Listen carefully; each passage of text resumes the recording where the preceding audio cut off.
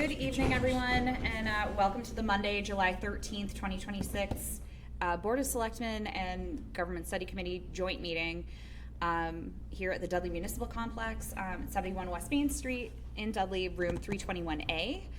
This meeting is being recorded without objection. The chair of the Board of Selectmen will facilitate item 6D on the agenda with the understanding that the Government Study Committee chair will chair the GSC concurrently, including any allowable discussions, questions, business, or motions requested or required under item 6D. We're going to start with the Pledge of Allegiance. I pledge allegiance to the flag of the United States of America and to the republic for which it stands, one nation, under God, indivisible, with liberty and justice for all. We have approval of minutes from June 29th, 2026. Do we have a motion? So moved. Second. Okay, any corrections, comments, concerns? I was not here, I'll abstain. Okay, great. All in favor? Aye. Abstain. One abstention. Perfect. Thank you. Next up, citizens' comments. Anyone who wishes to address the board on something not requiring a vote of the board or deliberation?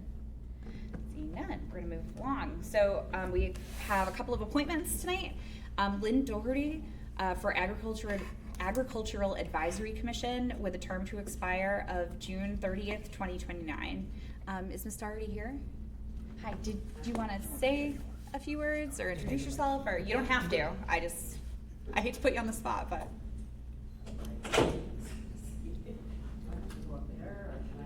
Yeah, if you could, just into the mic so that it gets picked up for posterity. I'm Lynn Doherty. I live up on Corbin Road. We bought the old Meninsky place, and we're farming it.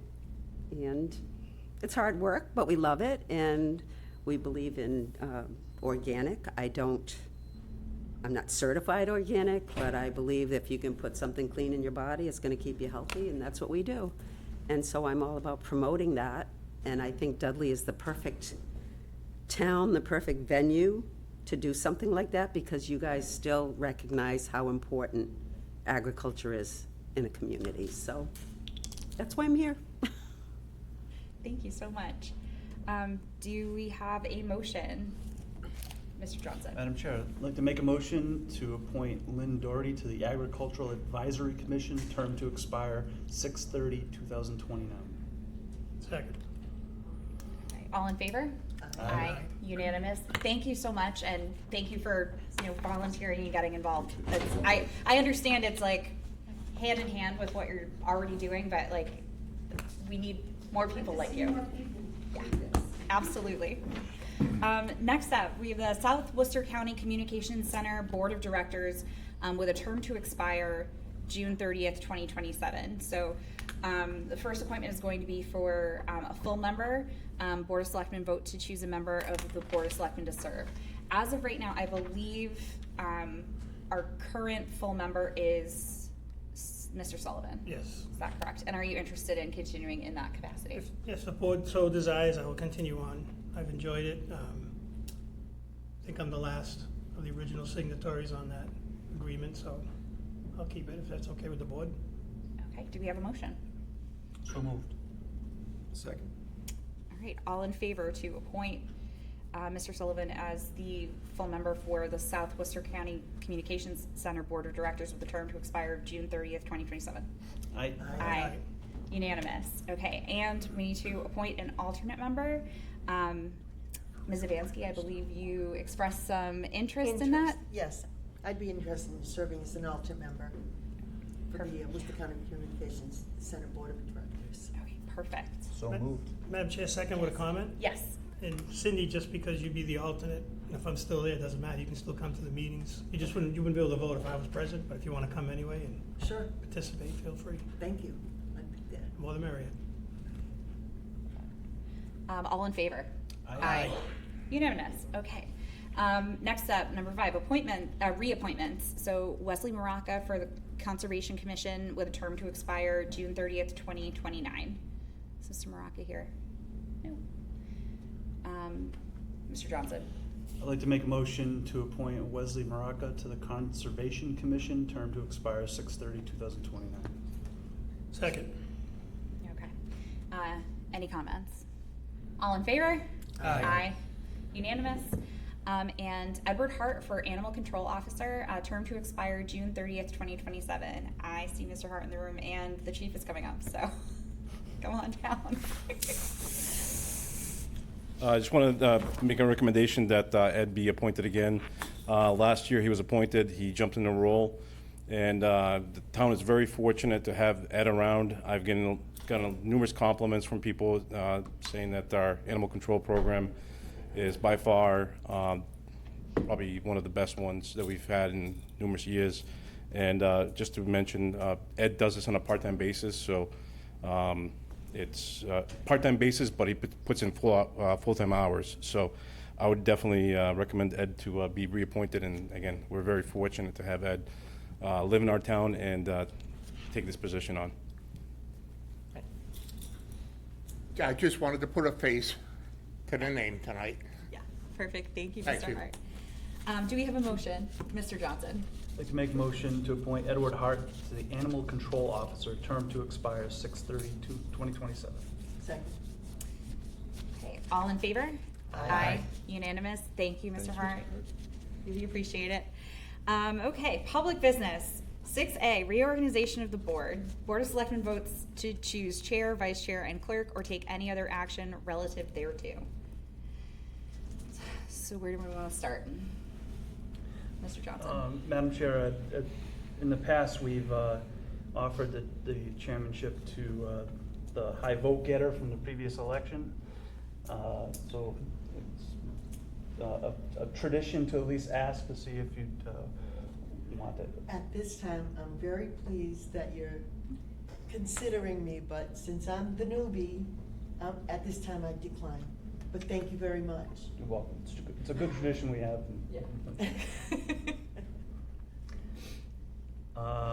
In that case, Madam Chair, With that said, I think I've heard through the grapevine that Mr. Sarcheski might be interested in taking the chair role. If nominated, I would If consider. Madam Chair. nominated, so Madam Mr. Chair. Johnson. make a motion to nominate Chris Starcheski to the chairman of the Board of Selectmen. Second? Okay, great. Any comments? All in favor? Aye. Unanimous. It's all you. Do we switch like right now, or No. can we finish reorganization? reorganization. We can finish I'm like, can we go right now? Curb your Okay. enthusiasm. Exit stage left All here. right, I know. I'm like, yeah, that's Probably has to leave, no home too, right? Okay, so next up we'll do vice chair. Mr. Johnson, I would like to renominate you for vice chair. I think that you were doing a fabulous job in this role, and I know it's Madam been Chair. very helpful to have you. Madam Chair, I would accept that. Perfect. Do we have a second? Second. Oh, sorry. There we go. All in favor? Aye. Aye. Thanks so much. All right, and last but not least, the clerk position. Again, Ms. Zavansky, like where you were the high vote getter, I want to offer it to you, no pressure. There's a lot of pressure. I'm the newbie here. Right. You can take clerk or not, if you want to. At this time, I'm going to Yeah. decline. Okay, perfect. Mr. Johnson, Madam Chair, I'd like to nominate you to be clerk. I would accept the nomination. Thank you so much. Second. All right, all in favor? Aye. Unanimous. Great. Let's shuffle. That's the whole thing. Hold, please. Get me off center. I will say it worked height-wise for a while. It did. I was very weak. You may want to, just for clarification purposes, Mr. Chair, just switch the. Your names. Oh, hold on a second. Oh, Oh, we're doing it. well, that's fancy. One last thing for the administrator's office to do later. It's the tattoo that hurts. I'll have to clear that with Mrs. Fun Starr. stuff.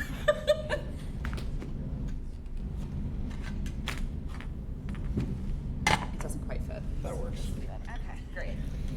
So, Comedy hour. With humility, thanks to the board for the opportunity to chair this. Back in the 80s, my father was on the Board of Selectmen, along with some great colleagues, and they put in some great public service. And thinking back on that time and the time that I've spent as moderator and now on the board going into year 2, the importance of public service and serving the town of Dudley is very important for us. I think this is a great team. I learned a lot over the past year from everyone around this table, and I think it's a very powerful tradition that we have to have such an involved board, and I'm grateful to be a part of it and be in this role. So, item 6B. Mr. Chair, Yes, sir. just want to thank the leadership that Janet DeShane showed us last year. Wasn't an easy year. I don't think next year is going to be any easier, and I don't envy you as chair directing the ship, but I just want to thank publicly Janet for the job she did, and I know going forward, she's still going to be a great resource for you. It's going to be a good board. That's a resource. Thank you. It is, as many of you know, it's a team effort. Like, there's 5 elected officials up here, and we don't do anything on our own. We may have like different titles and different functions when it comes to the meeting, but it is a team effort. And I think that's the thing that makes us successful when we are successful. So I don't see that changing just because the positions are a little different. Yep. So, okay. All right. So item 6B, permission to use Town Hall parking lot on Saturday, September 12th, 2026, from 10 a.m. to 2 p.m. for Ag Day, the Agricultural Advisory Commission. Take your time. Hi, I'm Linda Lorkevich, the chairwoman of the Dudley Ag Commission. And what we're trying to do this year is to do an Ag Day. And we're looking to use the parking lot up here and try to run it in connection with the Rec Commission too. And I already spoke to Alicia, and she's willing to come in with us on that and try to promote the new park too, along with this. And what we're trying to do is, for this event, have like a gardening contest for the residents to see who can grow like the largest or the weirdest looking vegetable, and we'll have a little prize for the winner. And we're also looking at using it as a place where if the residents have like extra vegetables, they can do this on a one-day basis. It's not a farmer's market. It's just, if you have stuff, you can bring it here. Farmer Tim might be doing it, according to Jake, his farm manager, so we might have stuff with that. We're also looking at maybe doing a Touch a Tractor event. We have 2 possibilities for that, but that's just up in the air. And also, we're looking at possibly trying to get like a couple of food trucks or some vendors to draw people, to get them up here. And also, the Rec Commission had mentioned that they had some money from a grant for some musical entertainment. So, I mean, everything is just all up in the air until we get an okay of where we can hold this.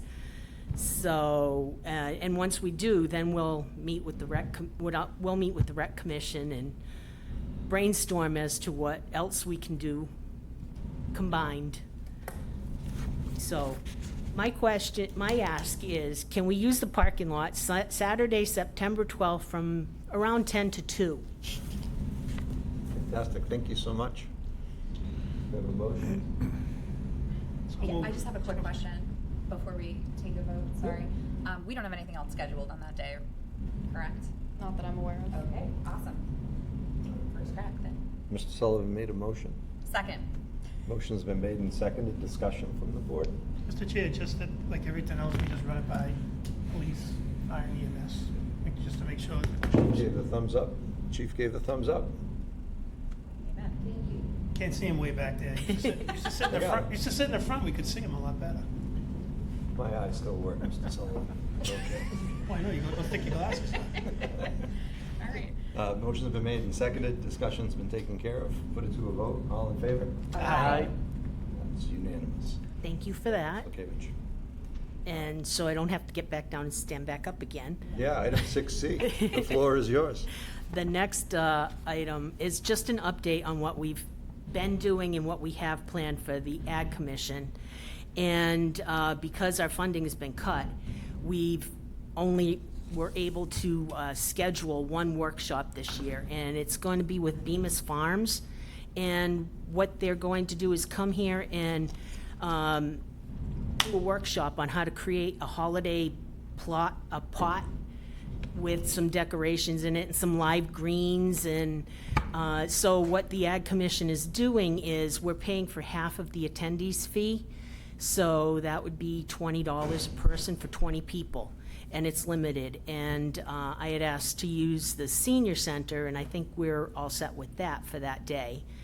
And so that's one of the things. And then for other scheduled workshops, maybe see if MDR can have somebody come down to do some sort of presentation, at no charge. I don't know what they offer. It's still up in the air. So that's another thing for the ag shops, workshops rather.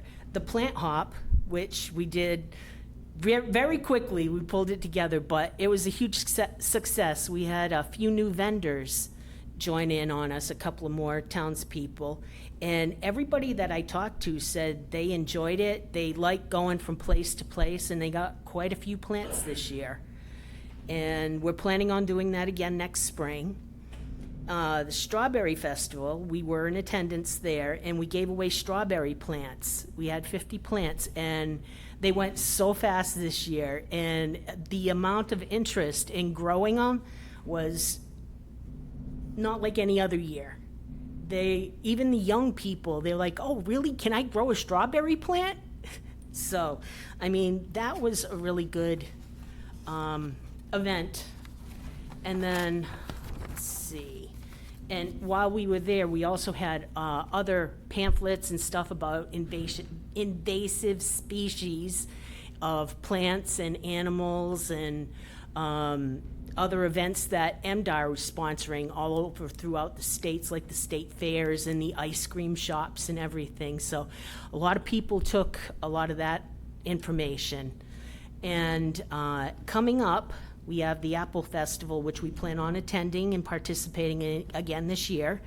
We're going to do the pumpkin decorating for the kids like we've done in the past.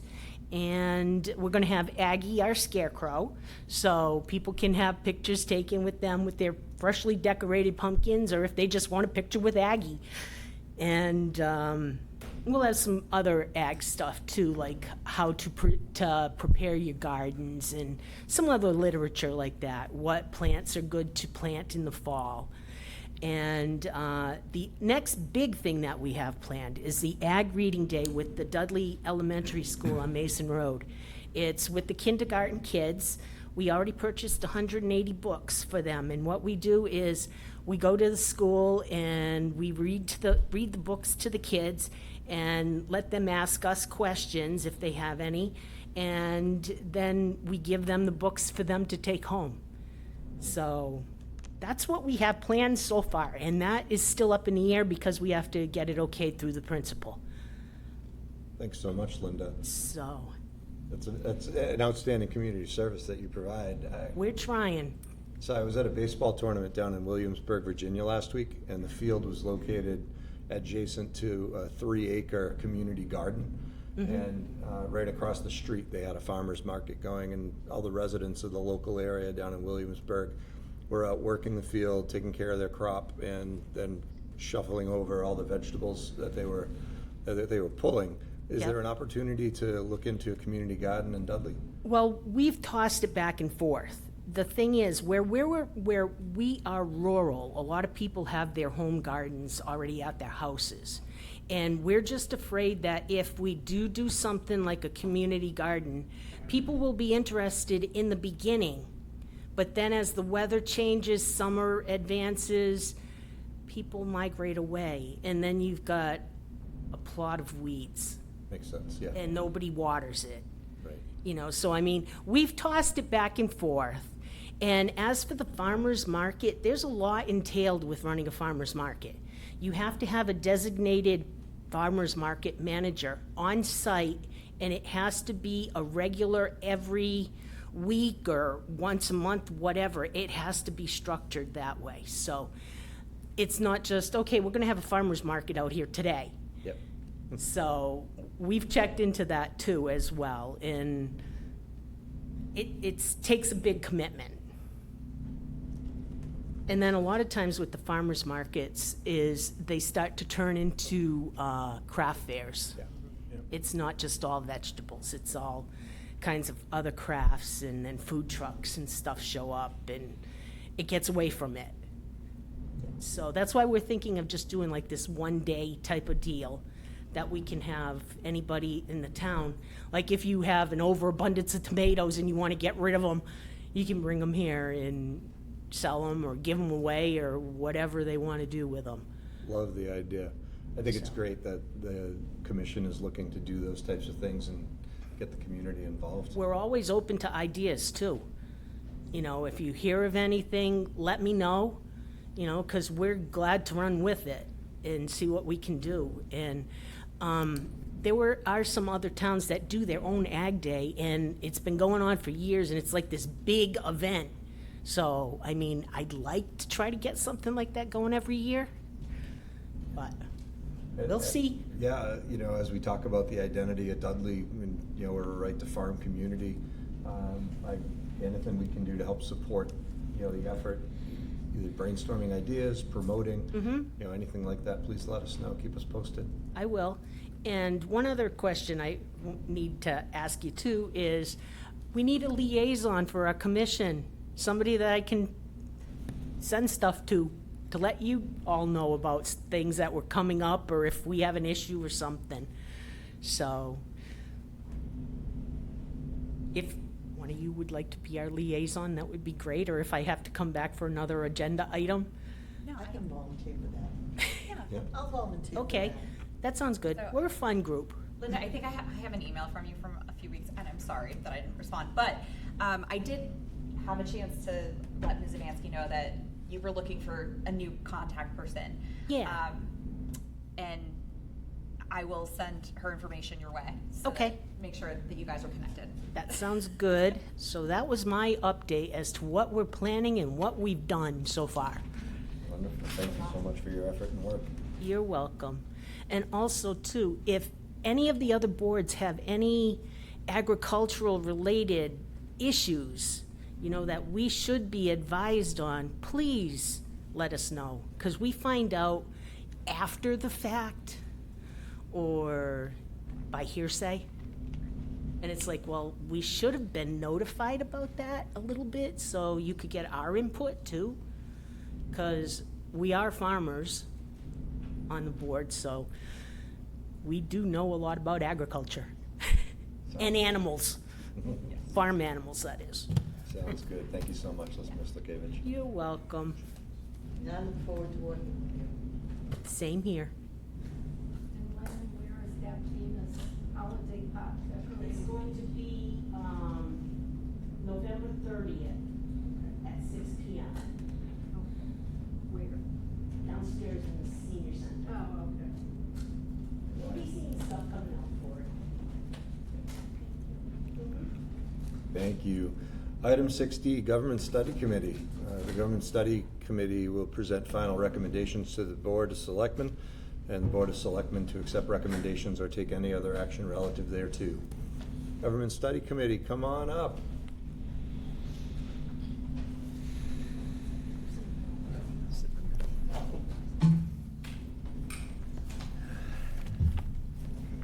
Good evening. There's only Hello. 3 of us, so I don't think we have a joint meeting, right? We're not a quorum. Not a quorum. Okay, so we're good. All right. If you don't mind, if you could introduce yourselves so the public knows who you are. Sure, I'm Keith Gajewski. I'm the chair of the Town of Dudley Government Study Committee. I'm Hannah Ferris, I'm the clerk. Rich Matthew, member. So we've been meeting for the past year. It was about a year ago that we met originally. And we've been deliberating a lot of the aspects of the town government. I think I'll read the cover letter of the summary report we've given you today with our recommendations, and there will be a more thorough report to follow very quickly. So in the summer of 2025, the town of Dudley established the Dudley Government Study Committee. with the charge to conduct a comprehensive review of the town of Dudley's current form of government and its overall operational structure in response to a recommendation contained in the December 2024 Division of Local Services Financial Management Review. That review found that Dudley's decentralized structure does not provide essential coordination and communication to effectively and efficiently carry out the functions of government. The DGSC has spent the last year researching and deliberating over approximately 10 different aspects of town government. Topics range from the use of technology and communication tools, the efficiency and the efficacy of how town offices and officials' roles are organized and filled, and even the very makeup of how our town is governed. This research sought to determine the trends and best practices that have seen results in the areas in neighboring communities of the same approximate size and demographic makeup of Dudley. Once a topic for improvement was determined to potentially benefit Dudley, the committee consulted with the affected town departments and sought out public comment on the issue. It was a core goal of the committee that all recommendations be developed in a spirit of collaboration and transparency, with the goal of enhancing the town's efficiency, professionalism, ethical governance, and accountability to its residents. Based on this review and broader best practices, the DGSC recommends the following changes as necessary to improve governance, ensure accountability, mitigate risk, and support the consistent, equitable, and high-quality delivery of public services to its constituents. So our first recommendation would be to establish a charter committee. We voted unanimously on this, and whether that charter committee pushes through with a full charter, after a lot of deliberation, or portions or pieces of a charter that may be supported by special legislation. We think that the town would benefit from that kind of restructuring and that new form of organization. The second thing that we deliberated and we're recommending is to retain the open town meeting format of government, with the recommendation that you really try to improve participation. That may be through a change of date or maybe some other means. Several other towns have been doing things like that. We debated moving to a representative form of town meeting. That has its advantages and disadvantages. We would need more people from the community to step forward and want to be elected into those roles, and it's been difficult to find people to run for the positions and for more necessary or current positions as it is. So we moved away from that, but moved just towards the recommendation that open town meeting be retained, but certain means of improving participation be explored. Recommendations 3 and 4 involve 2 elected positions in the town. Recommendation 3 is to convert the treasurer-collector position from elected to appointed. And our 4th recommendation is to convert the town clerk position from elected to appointed. Both of those positions have become increasingly professionalized over the past several years. Over about 88% of the communities in the Commonwealth have moved towards an appointed treasurer or collector position. The technical expertise, financial knowledge, and professional qualifications required to really make use of that position within a town really point to hiring someone to do the job versus electing them. It widens the applicant pool beyond the borders of your town, and it puts the town in a position to mitigate any risk of someone who really has no idea what they might be doing to be elected to that role. The same thing can be said of the town clerk position. Being responsible for all the documentation of town government and the running of elections has become much more complicated than it has in the past. And requiring specialized knowledge of election laws, public records requirements, and other statutory responsibilities. And again, it expands your pool of applicants beyond the town's borders, as an election would. Recommendation number 5 is to strengthen and centralize human resources oversight. We had heard a lot of comments about strengthening the role of human resources and filling some of the roles that might be filled by boards.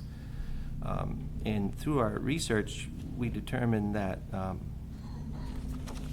Chapter 74-6 of the town bylaws really support a strong human resource interaction with all the boards to eliminate any problems with hiring in the future.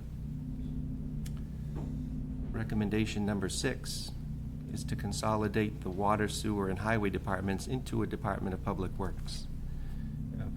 We had a rather large meeting with both groups represented, and two selectmen, I believe, were there as well. And the consolidated structure of a Department of Public Works would promote more effective use of municipal resources and reduce reliance on informal cooperation between departments. That's one thing we want to stress. This decision isn't made because, departments don't work together or don't get along. We heard a lot of terms like there's a lot of goodwill. They want to help each other, but it's not required. No one says you guys need to get together and do this because it needs to get done. They're doing it out of goodwill and common interest in forwarding the town, but it's technically not required. So formalizing that arrangement would certainly go a long way to making that happen in the future. And this is obviously a great undertaking, which would probably require some sort of another commission or something, but it definitely merits consideration. Number 7 is to expedite the implementation of the Harper payroll and electronic timekeeping system. We heard a lot of comments around the timekeeping processes being complex, cumbersome, and sometimes inefficient. And implementing an automated electronic timekeeping and payroll system would streamline payroll administration, reduce manual processes, improve accuracy, and operational efficiency across departments. Recommendation 8, establish a financial management team if the financial positions remain elected. So if the treasurer-collector position remains elected, formalizing a financial management team through bylaw would be recommended. The municipal finance has become increasingly complex, and it requires close coordination among financial officials.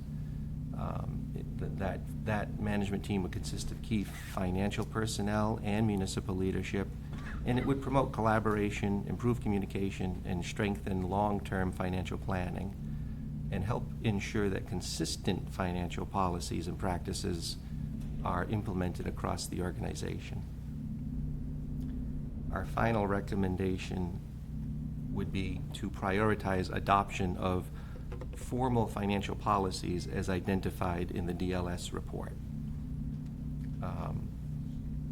That was item number 7, I believe, in the DLS report, which calls for the adoption of formal financial policies. Again, municipal finance has become increasingly complex, and those documented financial policies are essential to ensuring consistency, transparency, accountability, and sound financial management. And we acknowledge that some of this work may have already been done or is in the process of getting done, but a full set of the recommended policies should remain a priority. It would provide a good baseline and ensure continued progress towards strengthening the town's financial practices.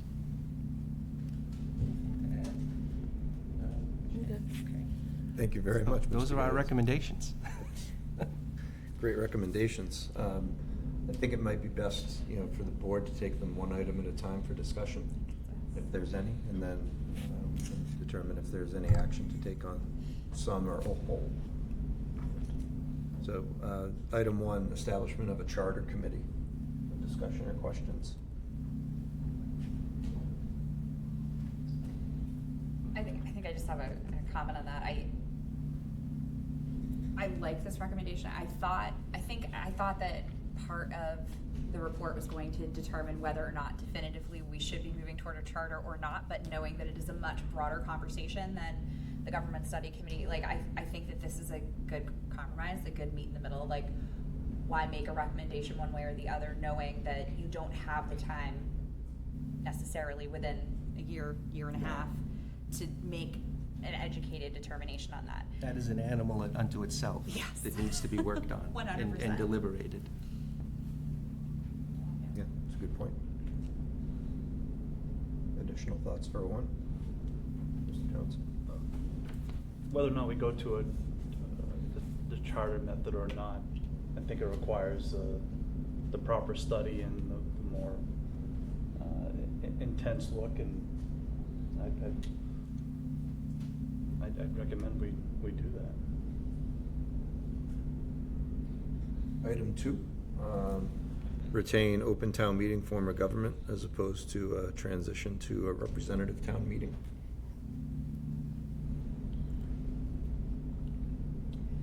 I have a follow-up question about that. Mr. Shane? Yeah, so one of the things that you mentioned in the summary was looking at changing the date to increase participation.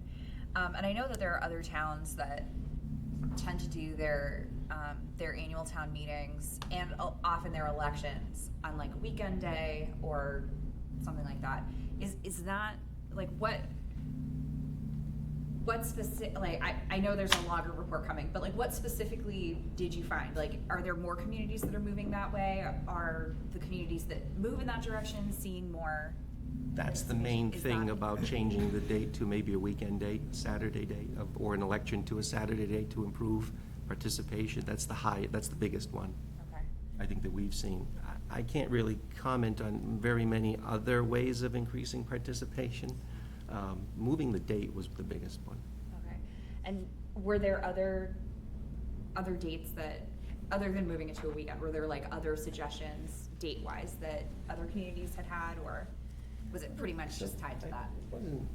I think we looked primarily at trying to switch it to a Saturday because of the conversation around whether to have an open town meeting or a representative town meeting. The conversation about we get quorum, but not much more than quorum.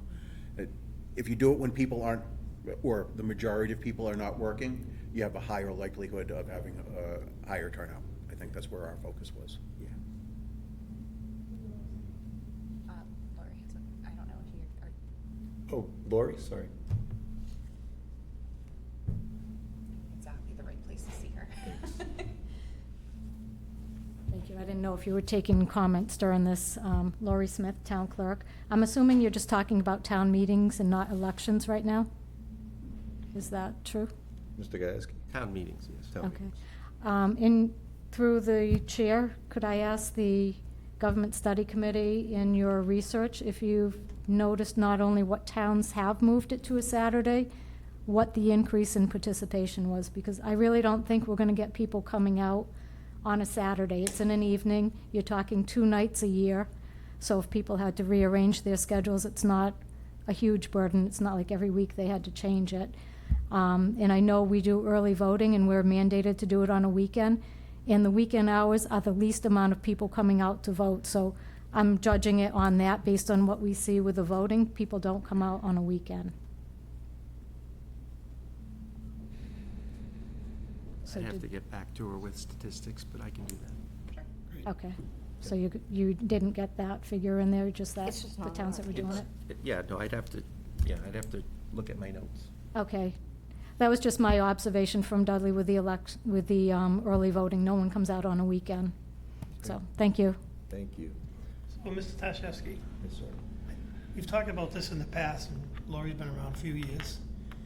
Moving it to Saturday, for example, you're gonna get young families. They're gonna say, I can't, I got soccer, I got baseball, I got family time. like Laurie said, Monday nights is twice a year.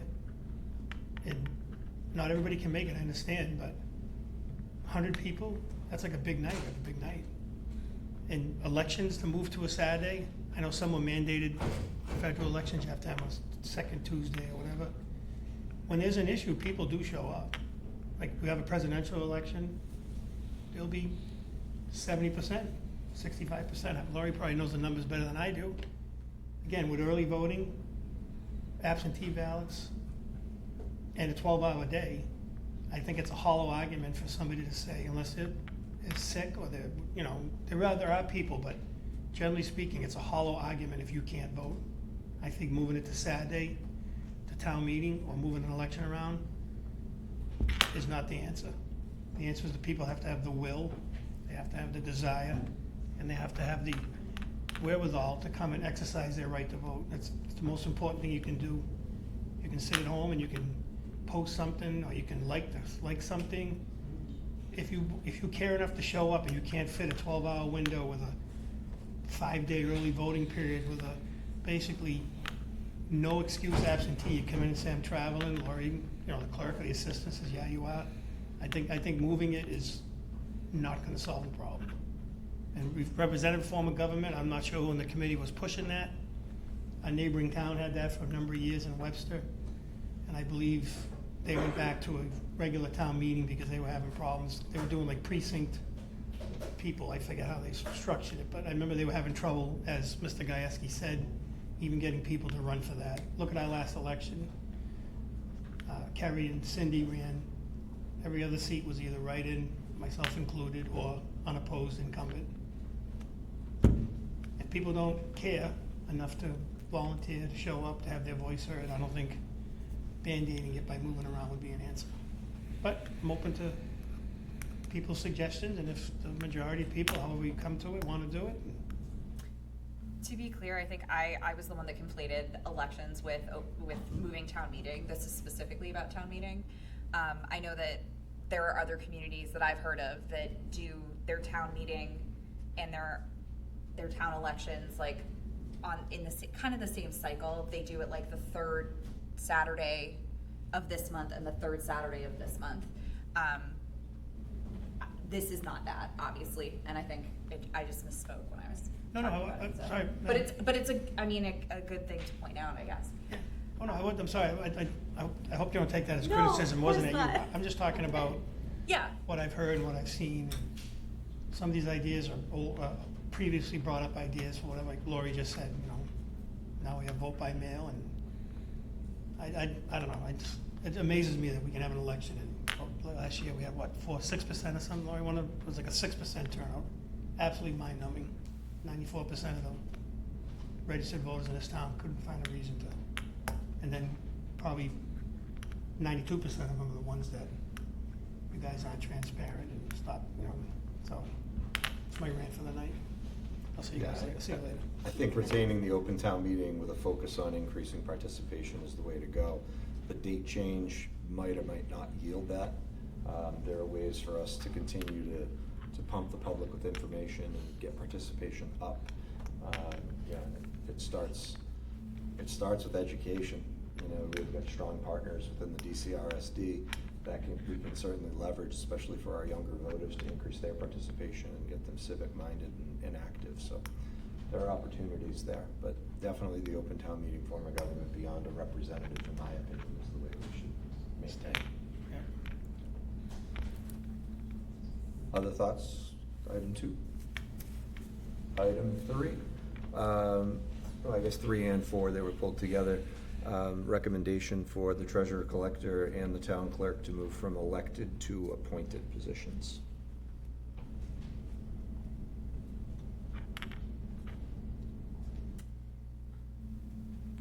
So, Mr. Chairman, I don't have my copy of the DLS. It's probably archived. We say DLS, Division of Local Services, which is a state agency. Yes. Maybe Mr. Gajewski can paraphrase, but what was their exact recommendation, the DLS, Division of Local Service folks? I believe it was to move towards appointed. To both? For the treasurer collector. We tacked on the town Okay. clerk. That's right, I want to make sure. Yes. So So that was. Yes, the that was DLS one- report focused on the treasurer collector. We added on the town clerk. So that was the Division of Local Services recommendation, and we're just adding town clerk. Right. Okay, thank you, just want to clarify. Mr. Chair. Mr. Chair, Mr. Um, Shane? Can you talk a little bit about how you ended up with the decision that you did? Like, I understand we're a community that's very fortunate to have qualified people for these positions, but when we're talking about this, a lot of times I think it's hard to separate the person that currently holds the position from the position itself. So when you were looking through these, like, how did you manage that while you were coming up with the recommendation, I guess, is that? We focused on the best practice and what's happening in the case of the treasurer collector, 88-point-something% of communities in the Commonwealth have moved towards an appointed treasurer/collector. The roles are sometimes separate, sometimes they're combined, so it's difficult to really tie down the exact wording. But basically, about 88% have moved towards appointed versus elected. For those reasons, the financial expertise and the technical expertise are so important in that position. And we've made it crystal clear that we don't call into question anybody's professional expertise who currently holds any position that we've talked about here. It works very well throughout our investigations and deliberations. We've heard lots of good things happening. But next year, when an election is up, that could all be totally opposite. There are examples where unqualified people have been elected to fill these roles, and things stop happening. Things get missing, and it creates a bigger burden for the town than the benefit of having a big argument here is that the voters lose some authority or some say in the system. But there's a little bit of a thought in the research of saying, well, where does policy get set, and when does policy get set, and when do professional things need to happen? And I think we saw the professionalism of the treasurer collector and the town clerk position as being more important than them setting a policy. That's what you guys do. The only two boards that are required to be elected per Mass General Law are the Board of Selectmen and School Committee, because they set the policy, they reflect the town or the community.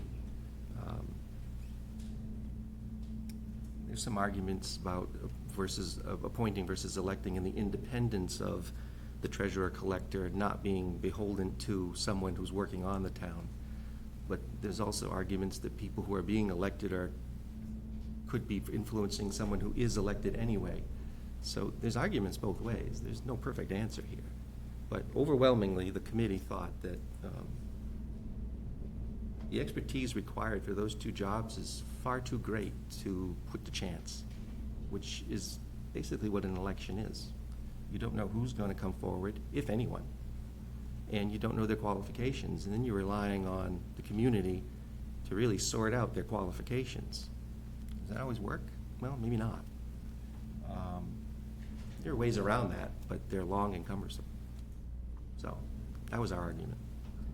During your research and deliberations, in the event that there were a position that were vacant, meaning no candidates, for that position if it were to remain elected, what are the implications for the town at that point? Is there an appointing authority opportunity? Now you got me there. I'm not sure. I don't know if Jonathan or Olivia might know the answer to that question. Maybe council. Or council.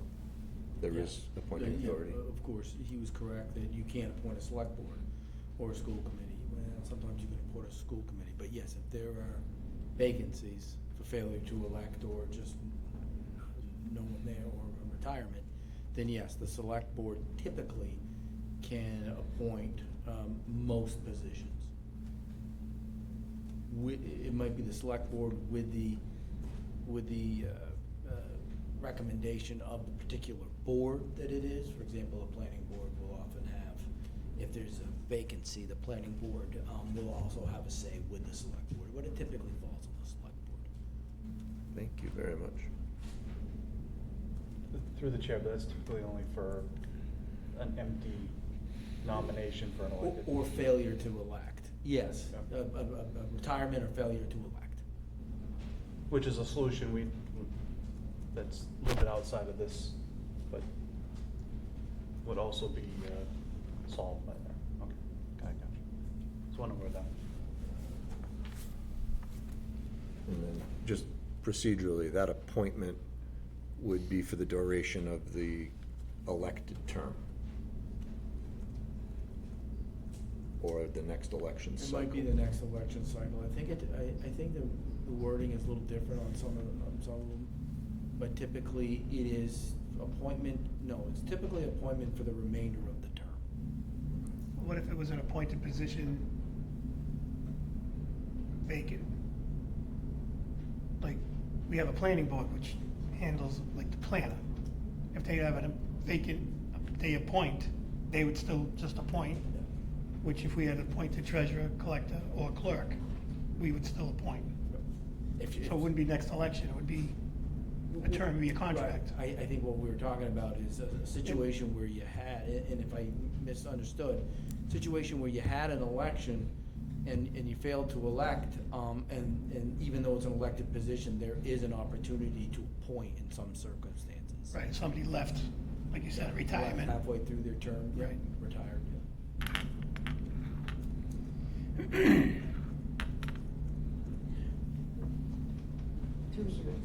So if a position is appointed, so the Board of Selectmen appoints, the question is, and I'm gonna play the devil's advocate here, favoritism? How do these people that want those positions, they're gonna send in like a resume with all their qualifications? Okay, and Be no different than hiring the town accountant you or. didn't find in your research that there were issues with other towns, with the appointing authority playing favoritism to one or the other? No, not specifically. I can't think of any that I saw.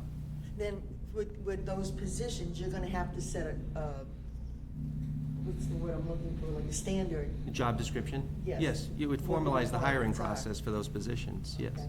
Yeah, there would be, set number of hours, job description, duties, tasks, things like that. It'll be formalized. So, Mr. Chairman, Yes. to town council, be no different than this board appointing a police chief, Right. fire chief, building inspector.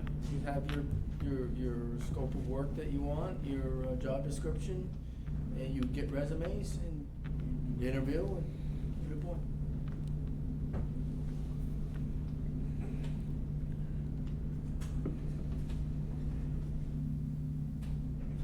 Additional thoughts, questions, or comments?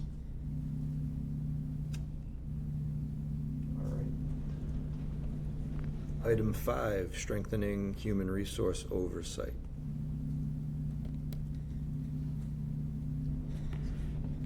So, Mr. Chair, currently our ATA is our human resource with onboarding through the treasurer's office, right? Is that how that works? Financial onboarding through the treasurer's office, things like payroll through the treasurer's office. But currently, ATA is like the point person, and when people are trying to get into the system, right? More or less, you handle hiring of, you handle organizing the hiring of the land use clerk, for example. So you guys understood that process, right? When you were doing, we do have, among many hats. So are you talking about strengthening that process, or Yes. somehow codifying it more, or Yes, so that all positions flow through the Human Resources Department, except union? and that a board may not be able to independently hire someone. That would coincide. that Human would coincide Resources with your- Director vet and begin that process. So that would coincide with your charter thing, because right now, this board does not have Board of Health, Planning Board, Librarian. Might be a larger Oversight. structure that makes that happen, yes. Okay. Sorry, Jake. No, Mr. Johnson? that clarifies my question. By centralized, I wasn't exactly sure what that meant, but now I understand.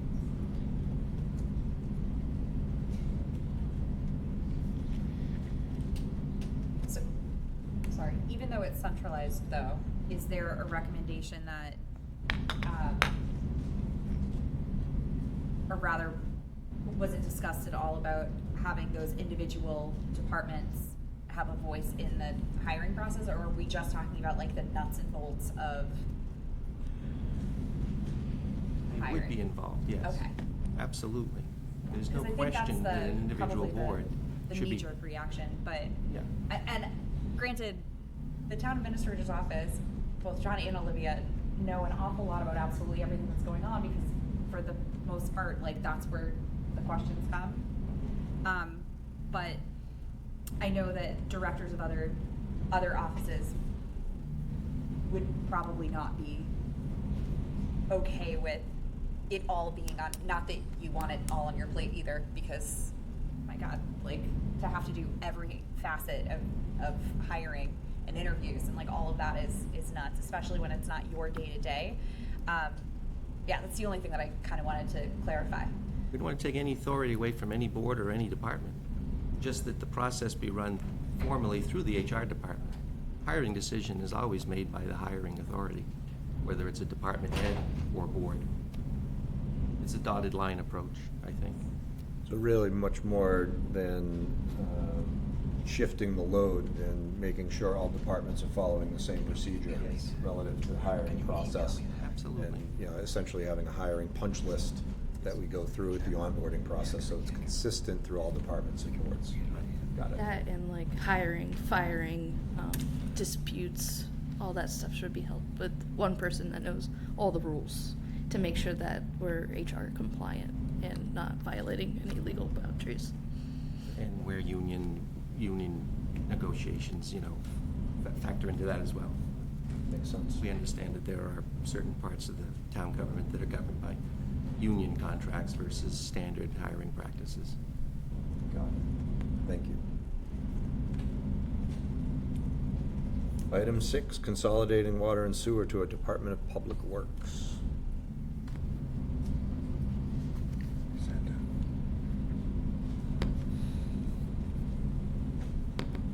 I think it's not really said in the report, but we were thinking more like the water department and the highway are in the same department, but they don't necessarily have someone above them, like a director. It would be more like the town administrator would be part of that. It's not necessarily that they have to have like a new boss. That was one of the discussions we had, to make sure that they didn't feel like they lost their position and now they have another boss. They would just be heads together.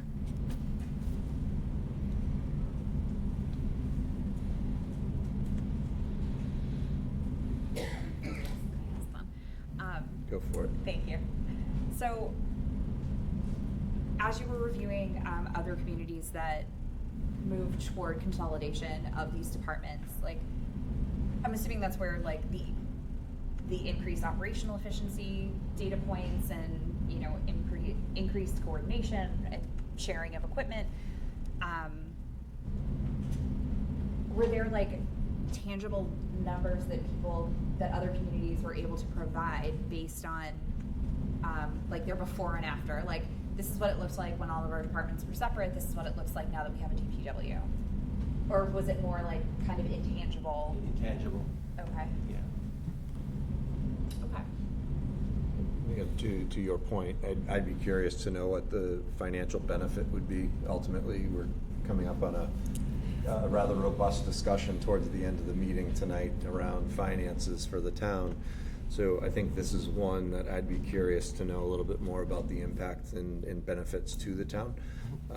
As we're sitting down looking at, to use the words maximizing efficiencies, we'd want to ensure that this was going to be a gain on behalf of the town as opposed to just a structural change, which is a good idea, But for me, I think at this point, we're talking about real significant financial impact and, you know, maximizing efficiencies across the board, so. It's more structural than financial. Yeah. Drastically more structural than Much more financial. Still, I'd be curious about Okay. the financial, you know, as we get deeper into that discussion. Item number 7, implementation of Harper's payroll and timekeeping system. This is something that's been going on for a number of years, and, you know, we sit down and I'm sure you heard, you know, specific feedback relative to the lack of efficiency with the system that's currently in place. So, thoughts, comments, questions? Through the chair, I believe it's on the agenda today to talk about it, so I think we're discussing it relatively frequently.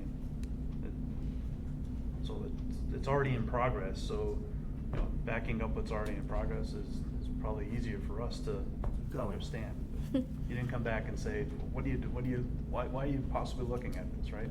So it's good to know one thing's going in the right direction. We'll get that update later on. Item number 8, establish financial management team for if that treasurer-collector position maintains an elected capacity. Discussion. Through the chair. Yes, sir. Would this be more like changing the way the finance team's already working? Or is this something different? You comment on this one? I think we wanted to make sure that attention was brought to the fact that if the treasurer-collector position remains elected, that there still should be financial planning and a financial team, and we know that there's one in place, but we wanted to stress that the treasurer position, regardless of how it's filled, needs to be a critical part of that. Through the chair, to follow up, are we not officially codified, or is it a loose organization, or is it we talking going like bylaw and required? Is that the difference between the recommendation versus what we're doing now? It's not codified in a bylaw. I think when we had the early discussions, it was part of the DLS report. And we had kind of had a somewhat formal, but not regular meeting of the people involved. But now we meet regularly every week. And, you know, just based on the recommendations of the selectmen for me to come back with some recommendations, a lot of that work was actually passed in some form or another through the finance team over the last week or so. So it's been beneficial, it works, it should continue no matter what. But this But recommendation there's could no, codify that. it's a goodwill situation. It's good, yes, goodwill. That's a term we heard quite often, goodwill. And that doesn't ensure that that will happen in the future. Codifying it or making it through the hiring process, appointing that position almost eliminates that, because now there's a pathway. You guys got to get together and fix this problem. You can't do that with elected positions. Best practice should be a system that has to be followed as opposed to optionally followed. Absolutely, especially with the critical function. The finances, those 3 people talking together, the assessor, the accountant, and the treasurer, you know, that's so essential. You guys are debating it last week and today, so I'll press that on you. Yeah, I think having that, it's an accountability structure, right? It's an SOP for how we review our financial information. It's not a judgment call, and it removes the necessity for relying on goodwill and doing the job the right way. Exactly. It requires it to be done. I think you hit the word on the head, Mr. Chairman, it's accountability. You know, if the administrator's talking about the financial team as constructed and they work well, he said, someone said dotted line before. If one portion or one piece of that accountability isn't met or isn't, that standard isn't reached, I guess the word I'm thinking maybe, the blame automatically comes to us. Doesn't matter if it's, I'll just make something up. Laurie, I'm not picking on you, Laurie. Dog licenses didn't get collected this year. Well, you selectmen are terrible. You know, if we can come back and say, yeah, because he reports to us and now that accountability is in place, but if the accountability is 6 legs and only 2 of them are accountable to us. I think that's what you guys are getting at, right? Yes. Similar to DPW, I mean, if, As Rich LaFawn would say, someone needs to answer for something. right, someone has to be in charge. Yeah, someone has to be in charge. I mean, what's that old saying, the buck stops here, not 50 cents stops here, and 25 over there, and 5, and 10, and 15. That actually might be a very good analogy. The buck doesn't stop somewhere. It is 75 cents and 25 cents. Right, or even more. It's an interesting way to put it. That was spur of the moment, too, off the top of my head. Very well done, Mr. Stoll. Doesn't look as good on a desk, though. Leave it on. Item number 9, adoption of formal financial policies as laid out in the DLS report. Are these draft policies that are put out from the state level that municipalities are being encouraged to adopt? It could be some of those. It could be internal ones as well. Okay. Just to make sure that they're all formalized and publicly reviewed so that everybody understands what's going on. It's a best practice. Again, you're well on the way to getting that done. It's just ensuring that the process continues, is finished, and then is continually updated. None of these things ever stop. You have to always look at them. What level do we have, Mr. Ruda, for these financial policies currently? Sarah could speak specifically to what she has gathered, but from my understanding is we have more than what was requested for DLS in draft form, ready to go, from DLS, a lot of it. So we have the recommendations in draft ready to go, so it would be a question of, reviewing and Of adopting. moving it through the finance team, getting buy-in from every member of the finance team, bringing it before the Board of Selectmen for a vote. And the finance team includes FAA, or is that just municipal finance team? When I say the finance team, there's a distinction between the Finance Appropriation Advisory Committee, which is, as you know, Mr. Chair, is actually a committee of the town meeting, an independent committee that reports to the town meeting specific recommendations on the budget, Okay. distinct and separate from the Board of Selectmen serving as the executive. I'm saying this because I know you know, and I'm just saying it publicly so people are aware of it. The finance team is something that's internal, and that's full-time employees. It's a collection of the assessor who answers to the Board of Assessors, the treasurer collector who is independently elected, it's Olivia and I, and the town accountant who answers to me and is ultimately appointed by the Board of Selectmen. So you need buy-in from everyone in order to move it forward to the selectmen to vote on. And if this is part of recommendation number 3, I guess, if there's an elected entity involved in the finance team, and there's not holistic team agreement, what is the end result there? There's no real accountability at that point to enforce the policy? Well, there's no, the Board of Selectmen, if they pass the policy, they ultimately the policy makers. So if they have no enforcement capacity, I guess that answers the question. There would be no accountability to the Board of Selectmen. Okay, thank you. Any other discussion on item 9, the financial policies?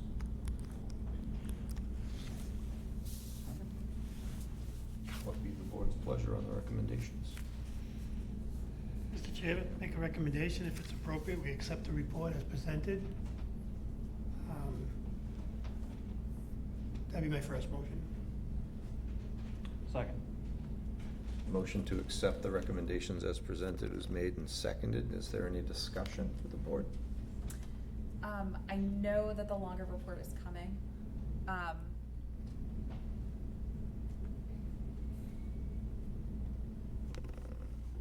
That's it. This is just a summary. So, so yeah, I'm good. Yeah. Through the chair, I think I understand it. There's no, this isn't actionable. It's a summary. And Right.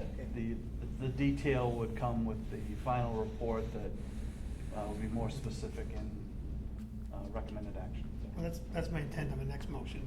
Okay. So what are we gonna, discussion phase, how are we gonna take this moving forward, present it to the people, and Jeff can probably explain a little bit how we navigate forward, what we choose to, what we take for adoption. Sure, once you get the full report, I mean, then it would be up to you. I think you would, at that point, well, there's one of them is to appoint a charter committee.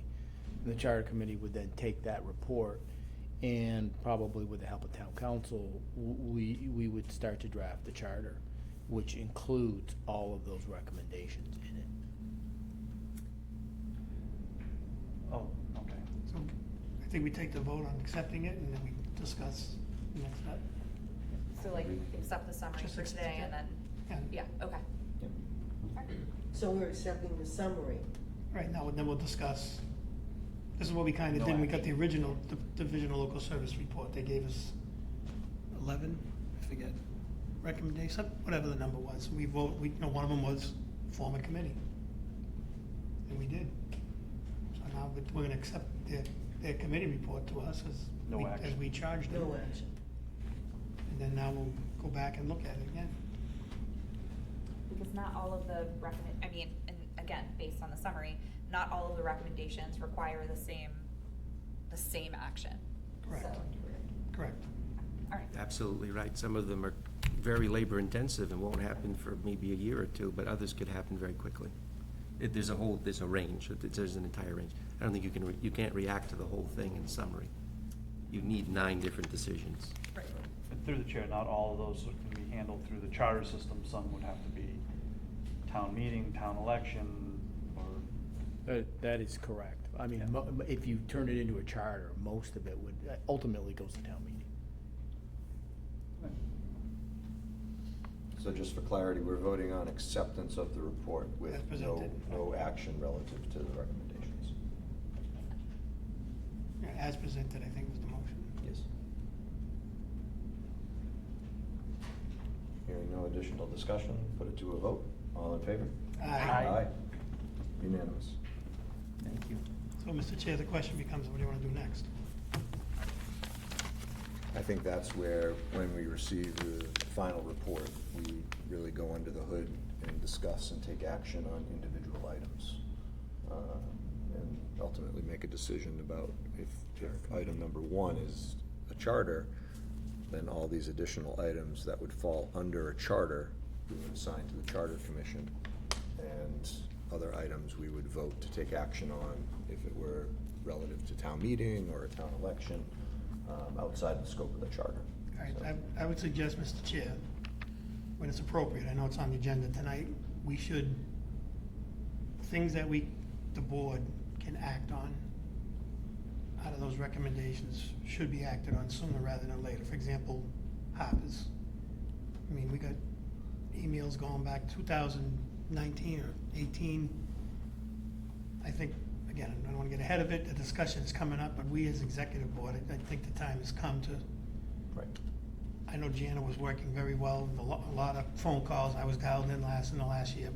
It's like that, the financial policy stuff, we don't need a charter committee to tell us to do that. We need to, I'm not gonna say low-hanging fruit because it's important, but I think as we get into discussion tonight, we need the things that we can control and, or we can move forward in the short term, needs to move.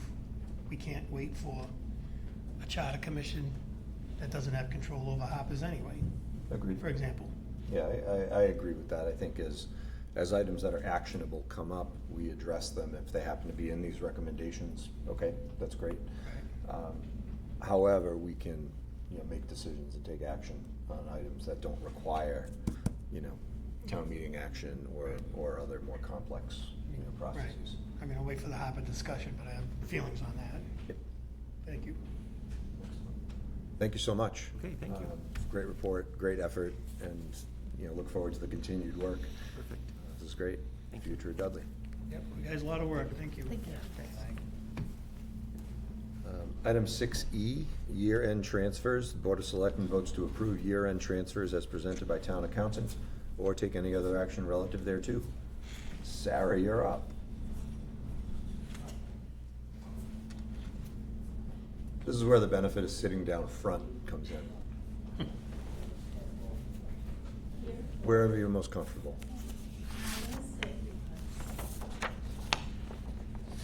Is more comfortable. Well, Sarah's sitting down, Mr. Chair. Just as a reminder, these require a vote of the Board of Selectmen and then ascension by the FAA in terms of further approval. It's been done in the past by email, it's been done by meeting, at a meeting. We could schedule a meeting so they take a formal vote, but we've also got the opinion that FAA can by email say, yes, we agree with these transfers. And this happens every year. With some departments run a little bit short, some run a surplus, and so we're just trying to balance the books for money that was previously appropriated for this fiscal year so that we can close it out and Sarah can stop being grouchy. Excellent, makes sense. I'm never grouchy. And I believe last year you read the transfers. I did. Yeah, I'm more than able to do it. Great, thanks, Sarah. Just in summary, so you have a global picture of what's going on here. We had some extra funds due to projections in the treasurer's office for the healthcare insurance, and I think we estimated more employees than what we had, and we probably had people electing to take their spouse's coverage. So there were some excess funds there, and there were some extra funds in the highway department, and a couple others here. In the veterans benefits, we have more and more of our veterans being moved over to federal benefits, and so our allotment of money coming in and our expected expenditures for veterans benefits was less than what we had budgeted last year.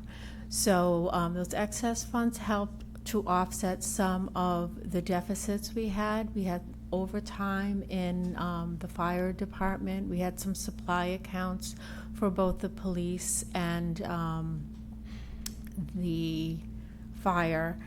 And then, what else did I have on here? The fire, and then IT.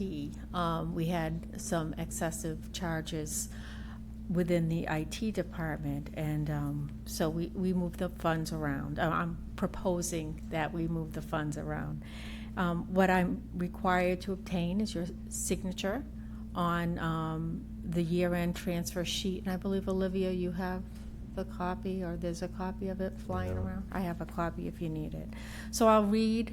There's only 1, 2, 3, 4, 5, 6, 7 line items moving from one And account. before we, just to interrupt for 1 second, Mr. Chair, the highway department was covered by state funding. There was some additional funding that was recently voted and released to cover the big storms that we had across the state, and that covered the big snow and ice deficit that we spoke about, since it began snowing, basically. So I just didn't want to leave that hanging out there, that there was not a deficit, that we were representing there was a deficit, but now there's not. There's a reason for it. The state let go of some funding to help us cover that, rather than to put it onto the recap sheet and move it forward to the next fiscal year. Great, thank you. Okay. All right, so without my glasses. From 0001 123 5775 000, Town Administrator, Grant Project Design Account, $14,542.07. Transferred to 0001 210 5700 police expenditures, 14,542.07. Next line, 0001-123-5775-000, Town Administrator Grant Project Design, $12,412.67, to 000-210-5150-000, Police Quinn Bill, $12,412.67. Next line item, 0001-420-5435-000, Highway Equipment, $14,606.55 to 0001-136-5783-000, Tech Services Help Desk, $14,606.55. 0001-420-5435-000, Highway Equipment, $2,073.84 to 0001-136-5787-0000, Tech Services Cybersecurity Expenses, $2,073.84. 0001-543-5770-0000, Veterans Services, Veterans Benefits, $50,000. 20001-220-5131-000, Fire Ambulance Overtime, $50,000. 0001-145-5745-0000, Treasurer Collector Group Insurance, $27,508.83 to 0001-220-5131-0000, Fire Ambulance Overtime, $27,508.83. 0001-145-5745-0000, Treasurer Collector Group Insurance, $17,586.50 to 0001-220-5700-0000, Fire Ambulance Expense, $17,586.50. Total being transferred, $138,730.46. And that's it. If you have any questions, Questions or discussion before a motion? Any questions for the department heads, or any explanations for the transfers? Was there long-term injury, for example? I mean, people are gonna say, boy, you really missed your budget predictions. If there's a chance to explain maybe why, if somebody wants to come up, one of the chiefs, or whoever, if there's any questions to that point. Yeah. Chief Karlowitz? Because I'm sure we're gonna get questioned on budget projections. Yes, under the expenses, we did add a split unit that cost the department $13,000. That was not covered by the, we didn't have any money in maintenance from the town hall. And the Quinn bill, one of the officers obtained his degree shortly after the budget was approved last year. Therefore, contractually, we have to give him the Quinn education money.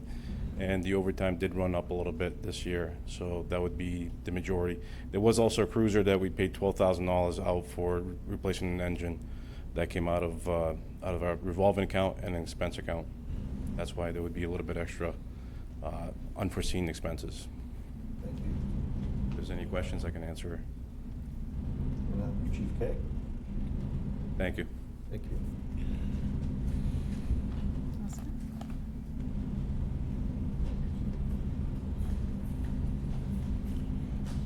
Thanks, Chief. Good evening.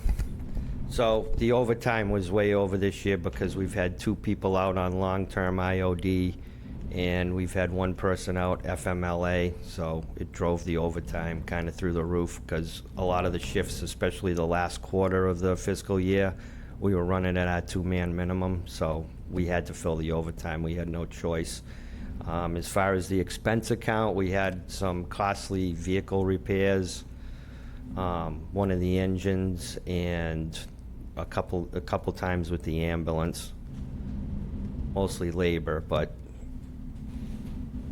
so that's where we're at with the fire department. Okay, thank you very much. Yep. Thanks, Chief. Okay. Any other questions? All right, entertain a motion on the transfers. Motion to approve the transfers as read by the town accountant. Second. Motion's been made and seconded. Any discussion relative to the motion? Hearing none, we'll move it to a vote. All in favor? Aye. Unanimous. Item 7, Town Administrator Report. Closing the FY27 budget gaps. Recommended efficiency measures requiring immediate action. Thank you, Mr. Chair. This is my report tonight is based basically on the direction I received from the Board of Selectmen to come up with efficiencies, some cutting options, and potentially consider another question, all of which is going to be something the Board of Selectmen is going to have to give me direction on and help me allocate my resources, because as you can see, my TA report here has a lot of meaty things on it that are going to require a lot of attention on a very short period of time. Some of these things don't necessarily require a vote. Some of them I'd like the board to weigh in on, or at least vote on, just to give me priority direction and give the rest of the finance team some direction as well. The first thing we've been working on is something that both Mark Terry, Labor Council, and I believe Olivia as well, highly recommend, which is to provide employees with an opt-out provision. Those are union employees who are currently receiving health insurance. We've discussed it we've had initial informal discussions, no negotiations, about a small stipend to be provided, which is something that's done in a lot of other cities and towns to get people to incentivize people to move off of the health insurance. So the way the program works is you receive a few $1,000s, and I'm just saying that because we're in the middle of negotiations, in order to incentivize an employee who might currently be on a health insurance benefit to take another look at any other options he or she may have available. And if they decide to get off the health insurance, they receive the stipend in return on a negotiated basis. It saves a lot of money. If you could get 3 or 4 people to opt out of the health insurance, it would be a significant savings to the town. So that's something that I just want to, advise publicly and let the board know we are working on that. We're working on it through current negotiations and in future negotiations, maybe in a memorandum of understanding form. But I want to make sure that that's something the Board of Selectmen wants us to continue to pursue. So I guess to discuss. Like, the vote is not binding that, yes, you may do it. It's, please continue to pursue it, bring us the plan, and we'll decide as part of an ongoing negotiation. The next option, I don't know if you want me to stop in between while you discuss it, or you want me to continue to fire through the list? Okay. As we go, so we can have questions and Sure. keep it a little orderly. Any discussion or questions relative to the opt-out provision? Through the chair, I'm just trying to wrap my head around the incentive. Do we feel the incentive to possibly move to another healthcare policy elsewhere? Is it because the cost or the benefits aren't good enough? The cost is too high or the benefits are not? Actually, through the chair, it's on the contrary. Our benefits are so attractive that everybody wants to be enrolled in our healthcare. So we have to. Therefore, you need an incentive. You need an incentive to get them to consider something else. Gotcha, thank you. Right over the plate.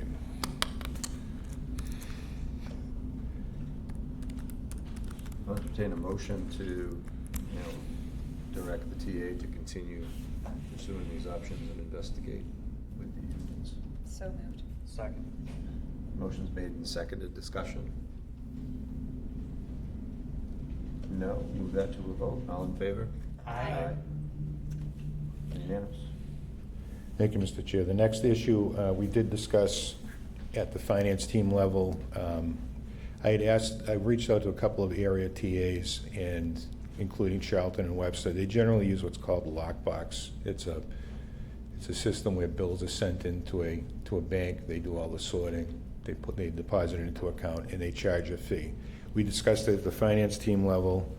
Talked to Rich a little bit about it, and he said that he would speak more about this item when it came up. So he would be the expert for right now on that potential efficiency.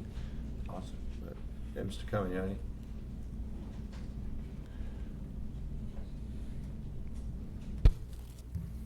Good evening. I have some estimates. I have some peers who use Lockbox.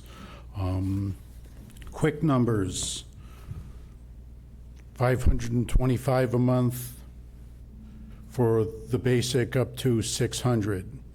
The service that's being provided is briefly discussed. Instead of someone mailing a check to the town, it gets mailed to the lockbox, processed externally.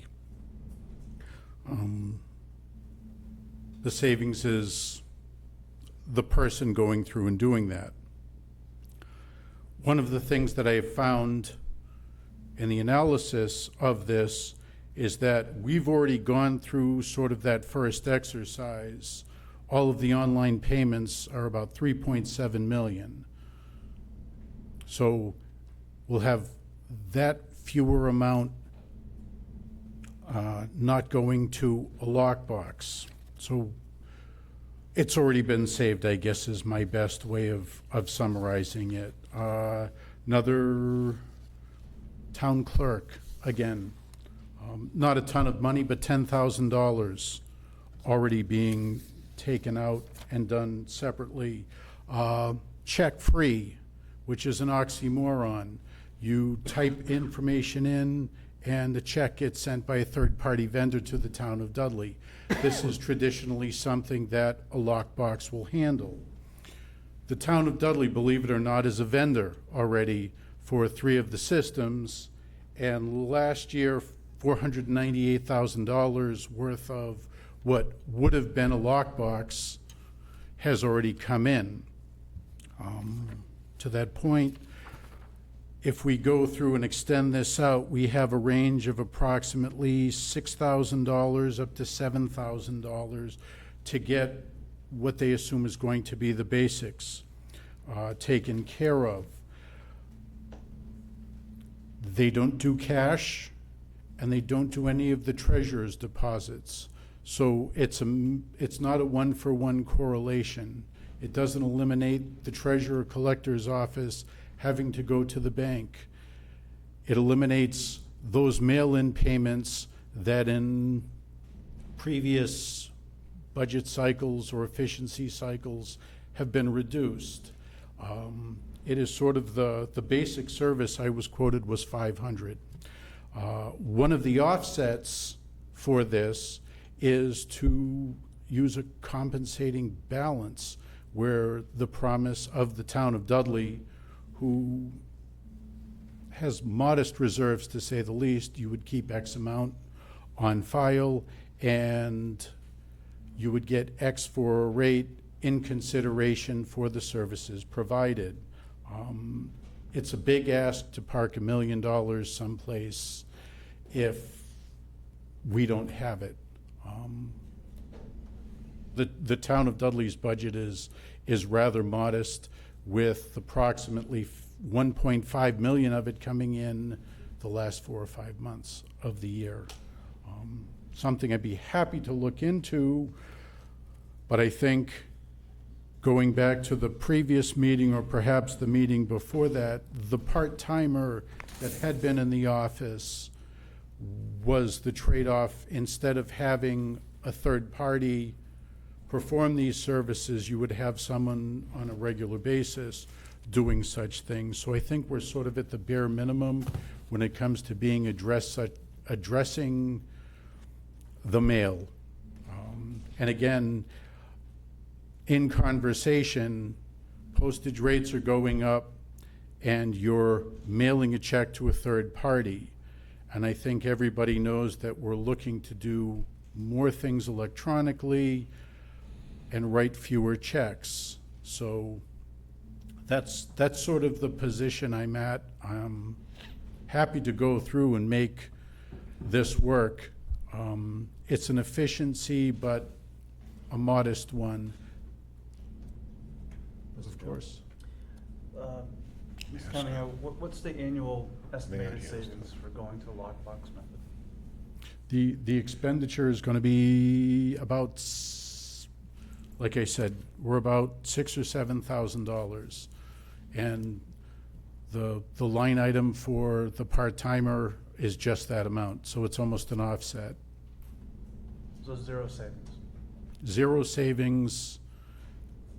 If anything, it's going to be a negative savings because I'm going to end up filling the gap because I don't have the part-timer there for other items. I mean, this is, lockbox is going to take the mail-in payments, so. Mr. Shane? So monetarily, you don't think that there's much of a savings, but it sounds like there would be a savings in time because you're down a staff member who used to do this work. Right, so we're not spending the money, but we would be spending the money. I guess my argument is a person there for a day and a half has more utility to the town of Dudley than paying a dollar amount to a bank. Is that payment to the bank automatic relative to the interest that's being accrued through their management? Two different things, Mr. Chairman. The town may opt into one of 2 models. The straight pay, where there's a base amount and on volume, there would be the monthly bill. Okay. Or there would be, please place $1 million in the account, and the difference would be somewhere in the interest. Gotcha, thank you. Mr. Sullivan? So, Mr. Chair, the potential would be there for more people to utilize it, so maybe in the beginning, it's revenue neutral or slight, Rich said slight negative.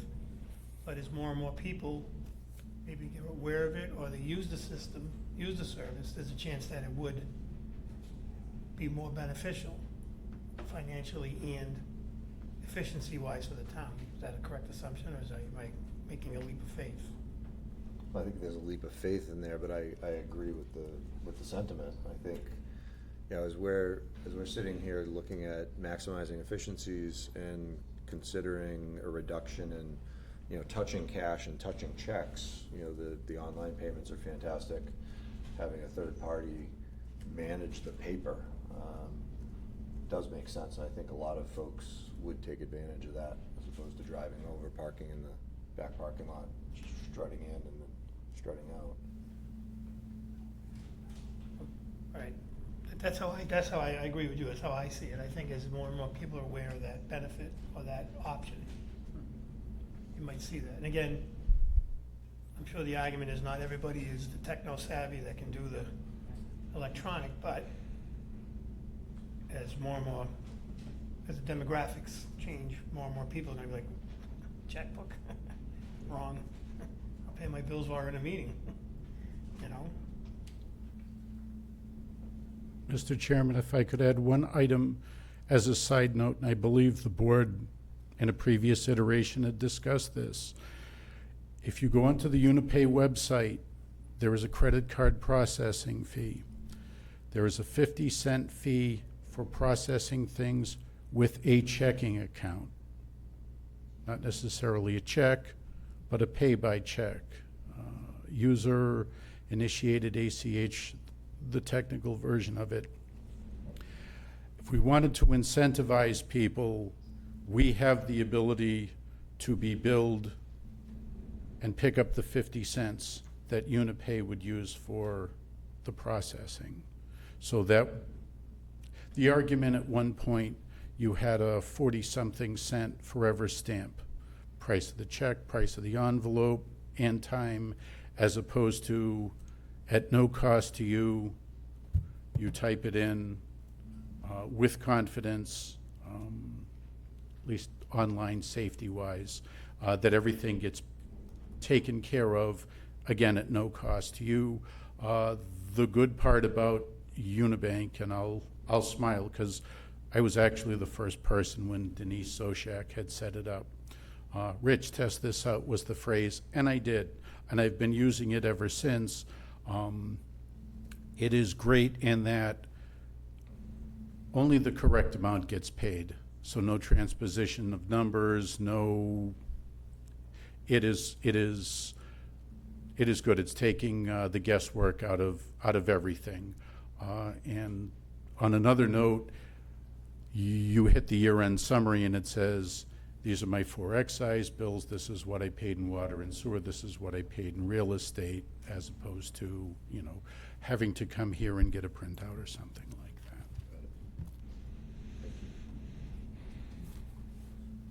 that.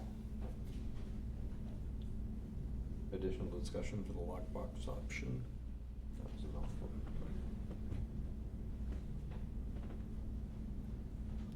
So, Mr. Chair, this would be a policy we would adopt as the board.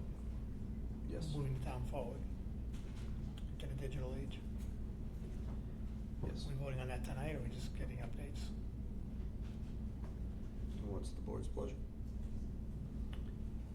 You looking for a vote tonight, Mr. Administrator? The board can take any action relative there too. The reason that we're going through all these exercises is if you want to realize any efficiencies, I've got to have a decision inside of a month as to where we're going with it. Mr. Chairman, I will attempt to see what the board's pleasure is. Marvelous.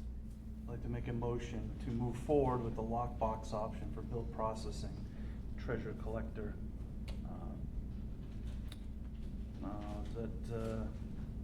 Was that good enough? Just make a motion to move forward with the lockbox option for bill processing. Second. Motion is made and seconded. Discussion? Hearing none, move this to a vote. All in favor? Aye. Aye. That's unanimous. Item 7.3, Mr. Ruda, Harper's payroll. I mean, we've had so many discussions, Mr. Chairman, on the benefits of Harper's. I don't know if I can speak about it anymore. I can tell you, having gone through the exercise that we're going to talk about now, when we're talking about potentially cutting additional services, I spend about an hour to an hour and 15 minutes with Olivia every Monday doing payroll the way we do it now. This could be reduced to 15 minutes on Monday, going through electronically approving, pre-approved time off, regular hours worked, so forth and so on. It gets routed electronically. It's not new technology. It's been used before. It's just a matter of, for the love of God, getting it done. And it would, and I can point to that and tell you immediately will save time, where you can have staff work on something else as opposed to this. Mr. Sullivan? Mr. Chair, I'm not sure how much you want to beat Harper's. We've been whipping that dog for a while now. Again, it gives the, correct me if I'm wrong, it gives the control and the oversight to a department head who we've empowered to run that department, right? The employee puts their time in, the department head electronically approves it. If it can't be called a classic no-brainer, then nothing is. This Harper's has been,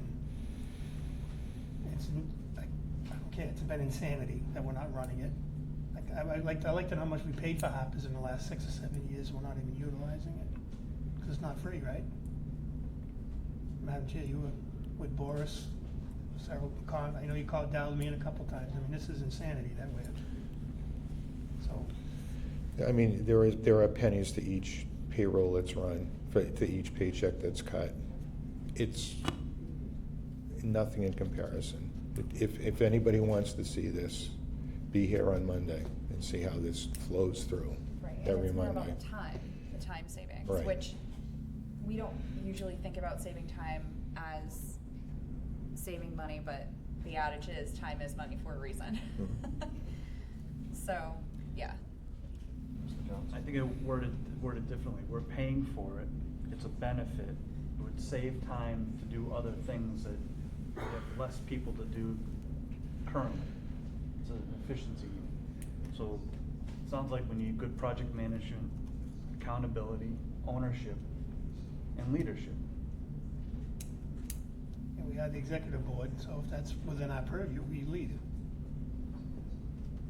I think it would make sense to have a member of the finance team be, lack of a better word, appointed to be the project manager of this and have real clarity about implementation. Because we are going to be getting into a discussion in an upcoming item about efficiencies and a time study that we've done with all the department heads, to Mr. Shane's point, Mr. Sullivan's point, Mr. Johnson's point, if we have a tool to eliminate to-do items on a Monday morning, then we should be using it.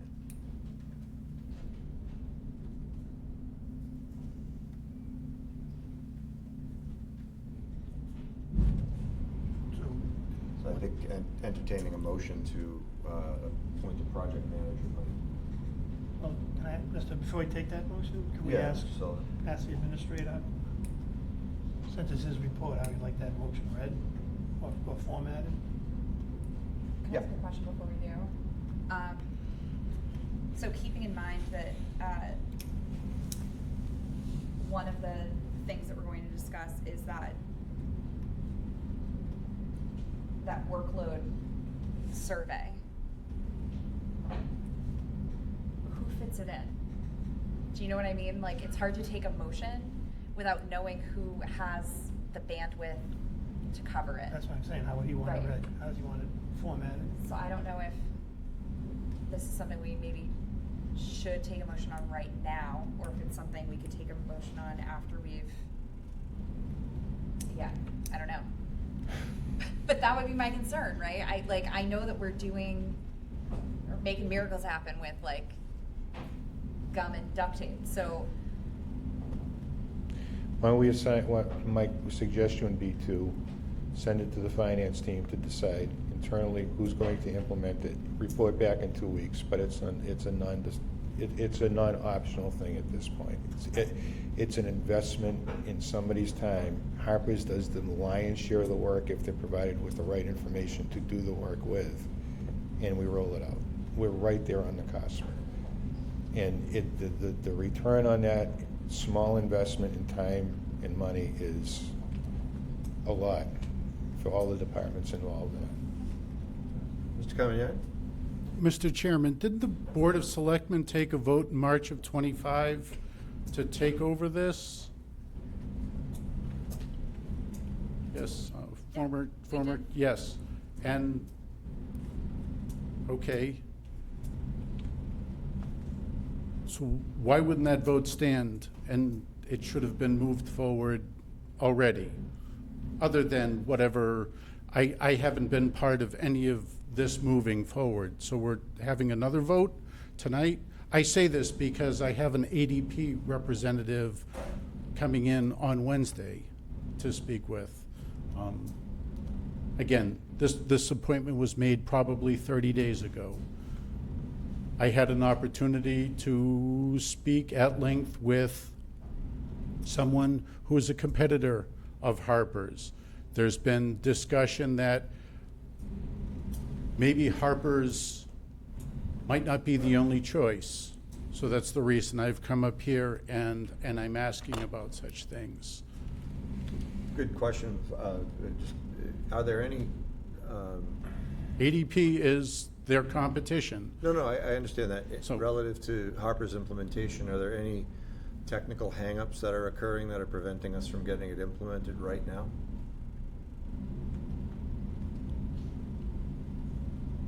I haven't been part of any of the implementation conversation for a year and a half, so I wouldn't know. I'd be speaking out of turn. Do you know Right. when the finance team would be able to speak to that? I wasn't even part of the testing that occurred 2 years ago, so I don't know. I don't know. No, I'm just wondering, so you haven't been part of the implementation project in a couple of years, but you're meeting with a competitor for a different product.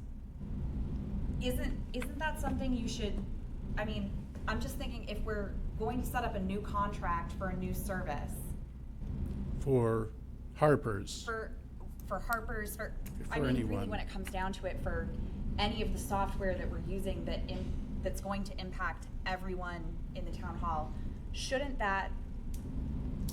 doesn't that warrant a heads up to the procurement director? Like, did you know that there was a meeting on the books with ADP? I knew nothing about the ADP meeting. Okay. That said, my next recommendation to the board was if we found out that it was Harper's who had been holding us up and twisting us up for 6 years to change to Harper's, I would immediately say, let's fire Harper's and go with someone else. Yeah, and I don't Just like any necessarily sort have of hold-ups or tangle-ups for 6 years should result in the same thing. Unless Jan has got some more. Nope, that's my one question. So, Rich, if we took a vote in 325, I'm not saying we didn't, I don't remember every single vote. We've discussed Harper's a minimum of, Jen, help me out, 10 times at a meeting? Yeah. Your old chair It term? was like once a month at least. It never, that vote was never pointed out to us. And you're saying you haven't had nothing to do with implementation or any discussion, so you're saying you haven't talked to Boris or anybody since March of 2025 at a minimum? Because I think we got indicated differently when we talked to Boris. Yeah, like I haven't spoken to, I said hello to Jay Hansen at an MCTA meeting, maybe within a year, something. I've had no discussions on this. This was in a good state, maybe, I'd have to look back. There was everything in place, ready to go to the next step at one point, and there's been whatever changes moving forward. Right now, there's still the export. There's still sort of that discussion between Vadar and the general ledger and Harper's every week. So it's working. And it's sort of being done backwards. I've not been part of it.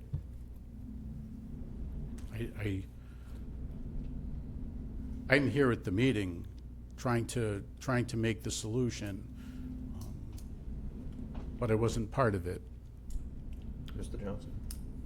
Mr. Camignani, if you met with ADP and received quotes and enjoyed their proposal, who would be the project manager to implement ADP? I think there needs to be a discussion at the financial team that says, Harper's does this, ADP could do this. And it's that balance. I can't imagine, it's the Coke and Pepsi argument. They're in municipal governments, so there's got to be similarities. And best way for someone to sharpen their pencil is that there's competition. I don't think I've answered the question. I see Mr. Johnson's hand again. So I'll refine my question. Who in the finance committee should be the local rep or project manager within the town hall for the change to either finish Harper's or possibly ADP, in your opinion? I was mentioning the financial team as in evaluating one company or the switch to another. As far as implementation, one person to own it, probably wouldn't be anybody on the finance team. My assistant did work with me in whatever that first iteration was to line up the job codes as opposed to earning codes so that you could have the weekly import and export.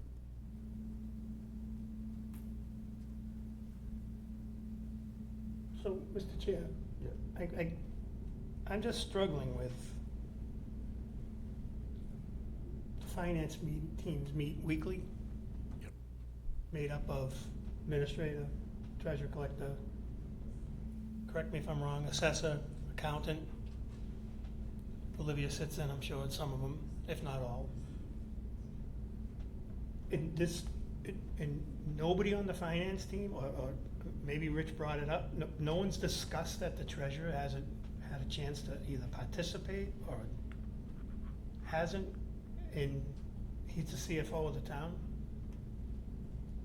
And to follow what Janice said, now we've been talking about hoppers, and I know I publicly said more than once, and when I was working with Janet, if they're not the right fit, we should move on.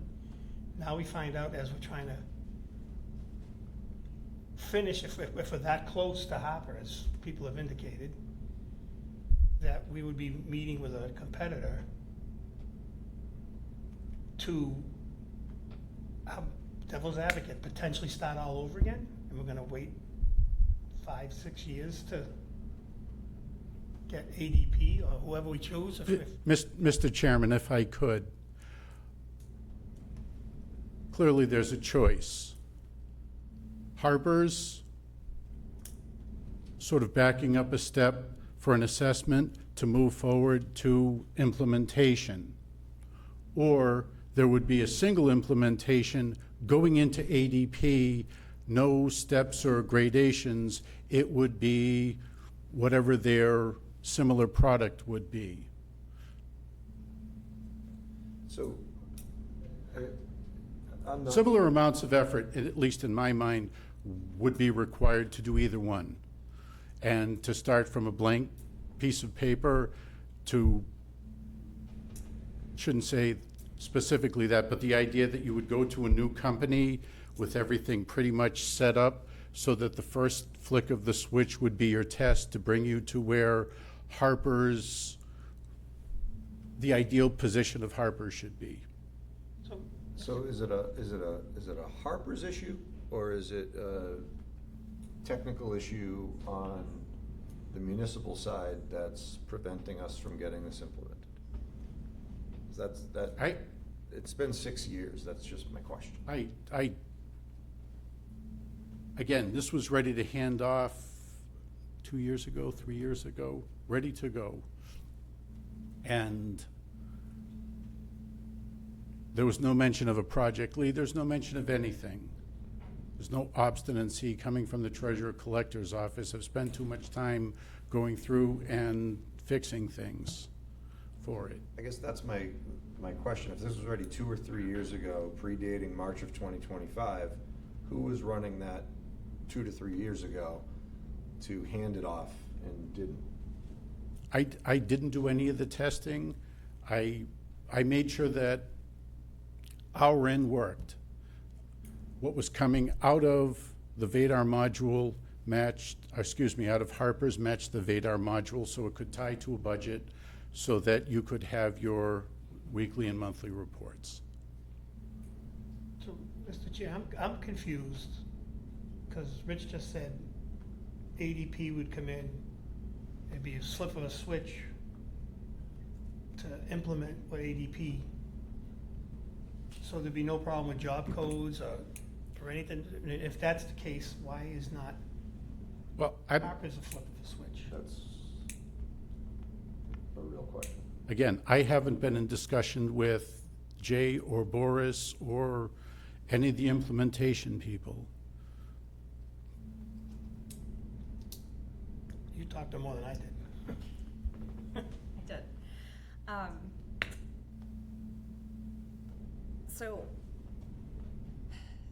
the issue that I've run into is getting an answer back from any of their project managers, and every implementation project I've ever worked on, like as, you know, the campus rep that is setting up testing and things like that, there's usually some kind of answer back from the project manager on the vendor side.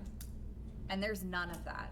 I've asked multiple times for, you know, a punch list, a list of, you know, what they usually have their other brand new clients test out so that we can tailor it for our departments. And like basically, you know, streamline testing. Like we could send it to whatever department and say, these are the things we want you to go in the test system and try to break. If it doesn't break and if it works correctly, we're a go, we can move everybody to production. There's no support like that whatsoever from Harper's, and I don't know how to fix that myself. So I'm not like upset at the idea of moving to a different place. I think I'm frustrated that I'm finding out about it in this arena. Aside from the fact that, again, like maybe it's because I can't imagine working in a more bureaucratic place, but like I work in a very bureaucratic place where anytime we try to onboard a different technology or something like that, it's never one person making a meeting to sit with a vendor for a pitch, because everybody uses the software differently and you need those voices in the room. So like that, I guess that's where I'm a little bit frustrated, and I know that there were more people involved in the Harper's project before, when there was testing going on, when all of those things were done. To your point about, you know, why would we start all over? If a different company has an actual like onboarding plan that they can say, yep, and we can get this done in 6 weeks, it's a 6-week implementation, that would maybe be worth it. But if we're only looking at 2 vendors, there's really, I mean, there's more competition, but I don't know that that's enough competition to justify it, but I don't know. So, Mr. Chair, I'm not trying to go down history here, but there was and correct me if I'm wrong, there was an issue not too long ago you were working on with our, my words, employee roster. And Gianna, as chair, essentially went through that list and found everybody who didn't belong.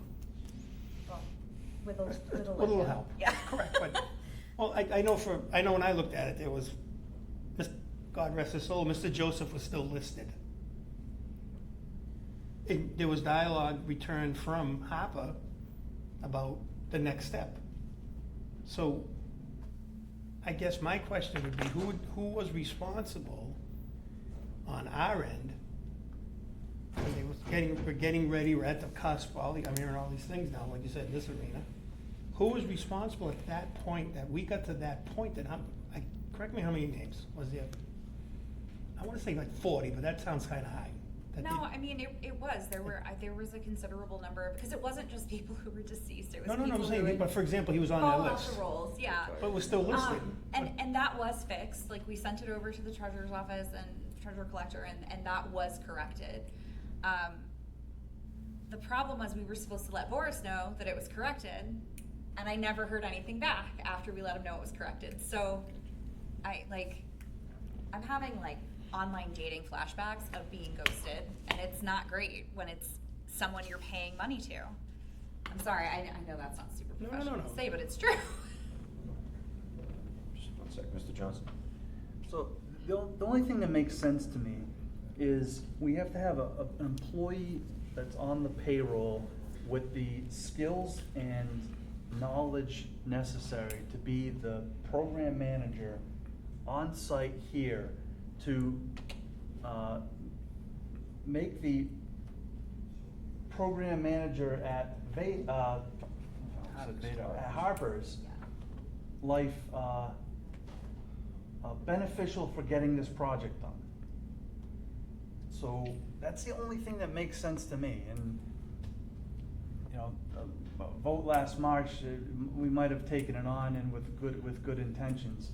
But now here we are a year and a half later, and we're no farther along, or negligible amount. Oh, it's in sync now. And if, Kinda. So, yeah, okay, so it's move forward then, I rescind that comment, but we're not over the finish line. How do we get this over all this work that's been done, how do we get it over and finished? And it's gotta take a full-time employee to put their hand up and say, I will get this done. If it's a team, if you have 3 names on an action item, nobody's doing it. If the finance committee is signed up for it, not gonna happen. You need 1 name on it, and it has to be someone that's knowledgeable about the process. So I would ask, regardless of what happens here, the finance committee goes back, takes a look at it and says, are we gonna go move forward with Hoppers?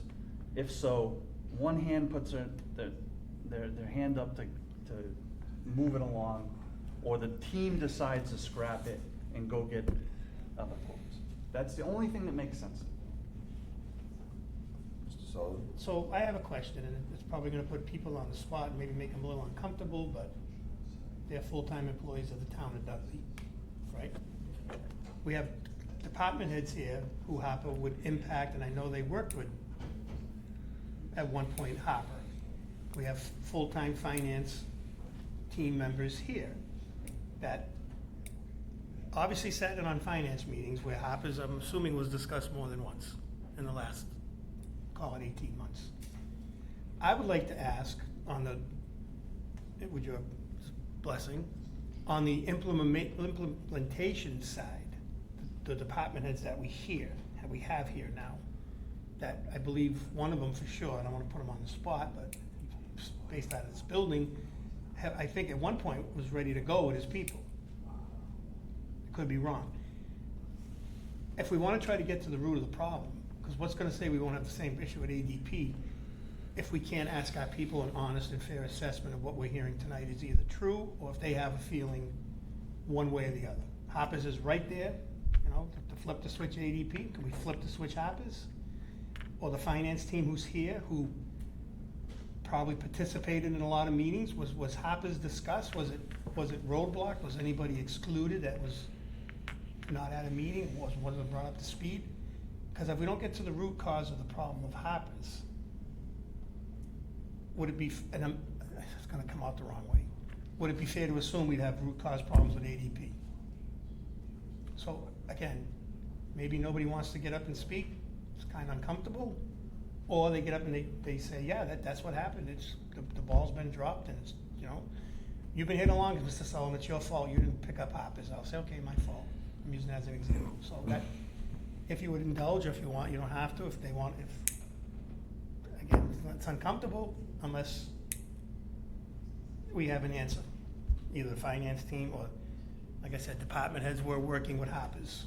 Did something happen?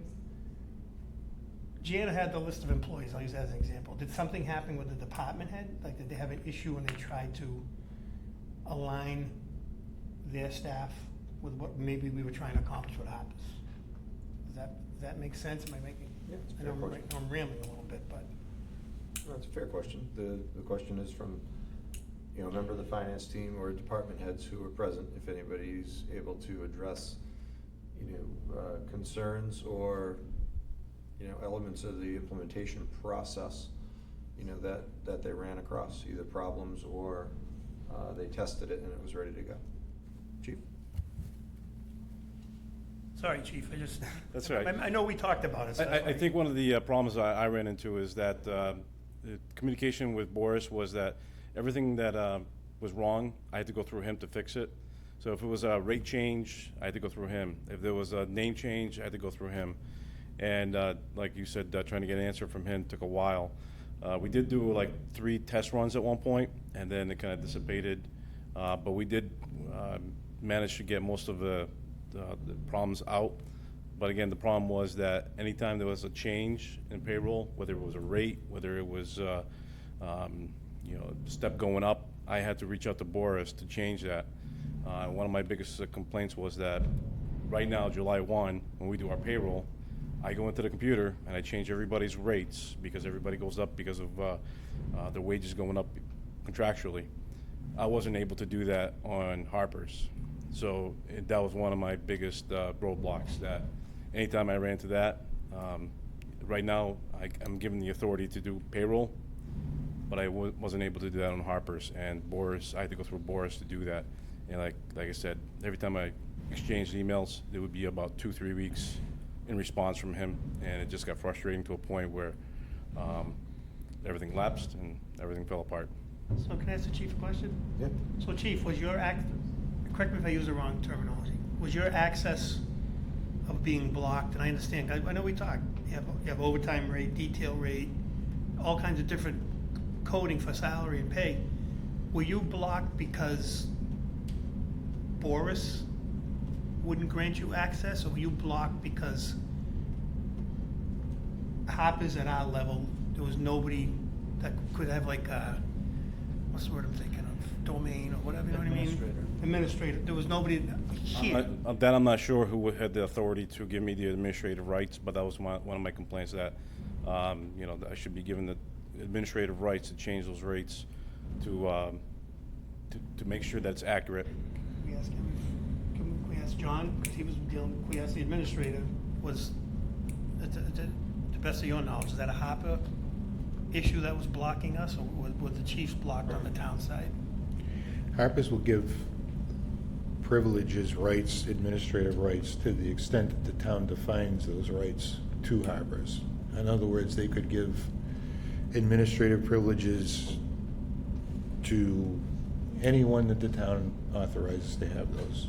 So any department head? Is that the best practice universally in all cases? Absolutely not. But we never had the conversation.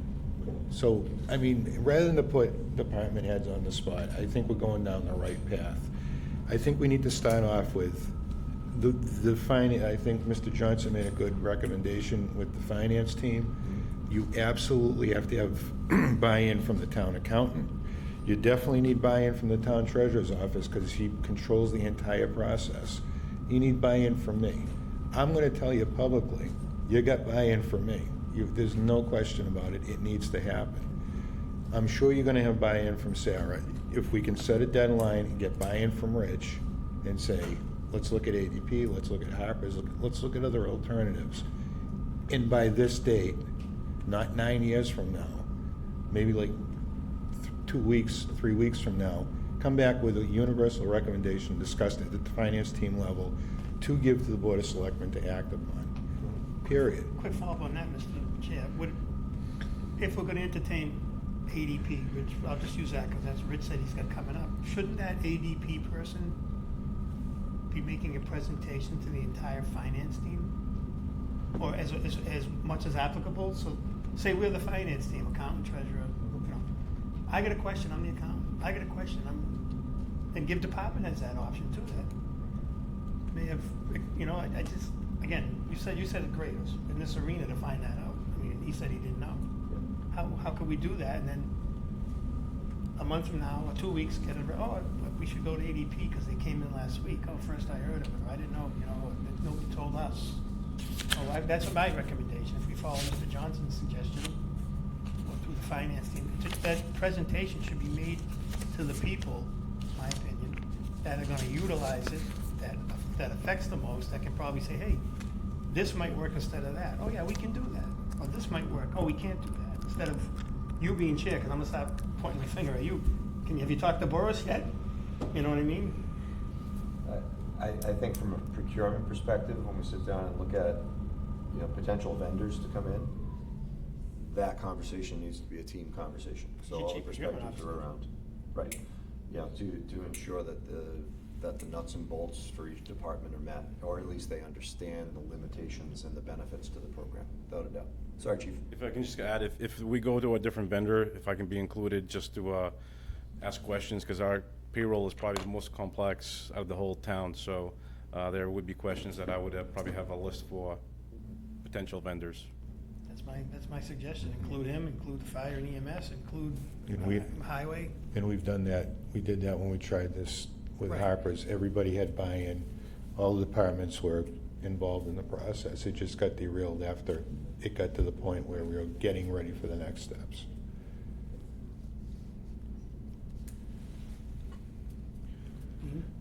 Any additional discussion on this horse? Right. Dean has a comment. You have a comment? Chief? Yep. Everybody should have buy-in. I just wanted to say I had similar issues to the police chief. I couldn't get administrator rights, and I need to manually change amounts in Harper's payroll, and Boris was pretty much unresponsive for a long time. I mean, our payroll's almost as complicated as the police department's. And I met with Olivia, 4 or 5 times in a year's period, and we're all set to go, and she training me how to do it, and we can't go any further, and then nobody can get a hold of Boris, so it kind of just went by the wayside. Thank you. I'm sorry. It shouldn't be this hard.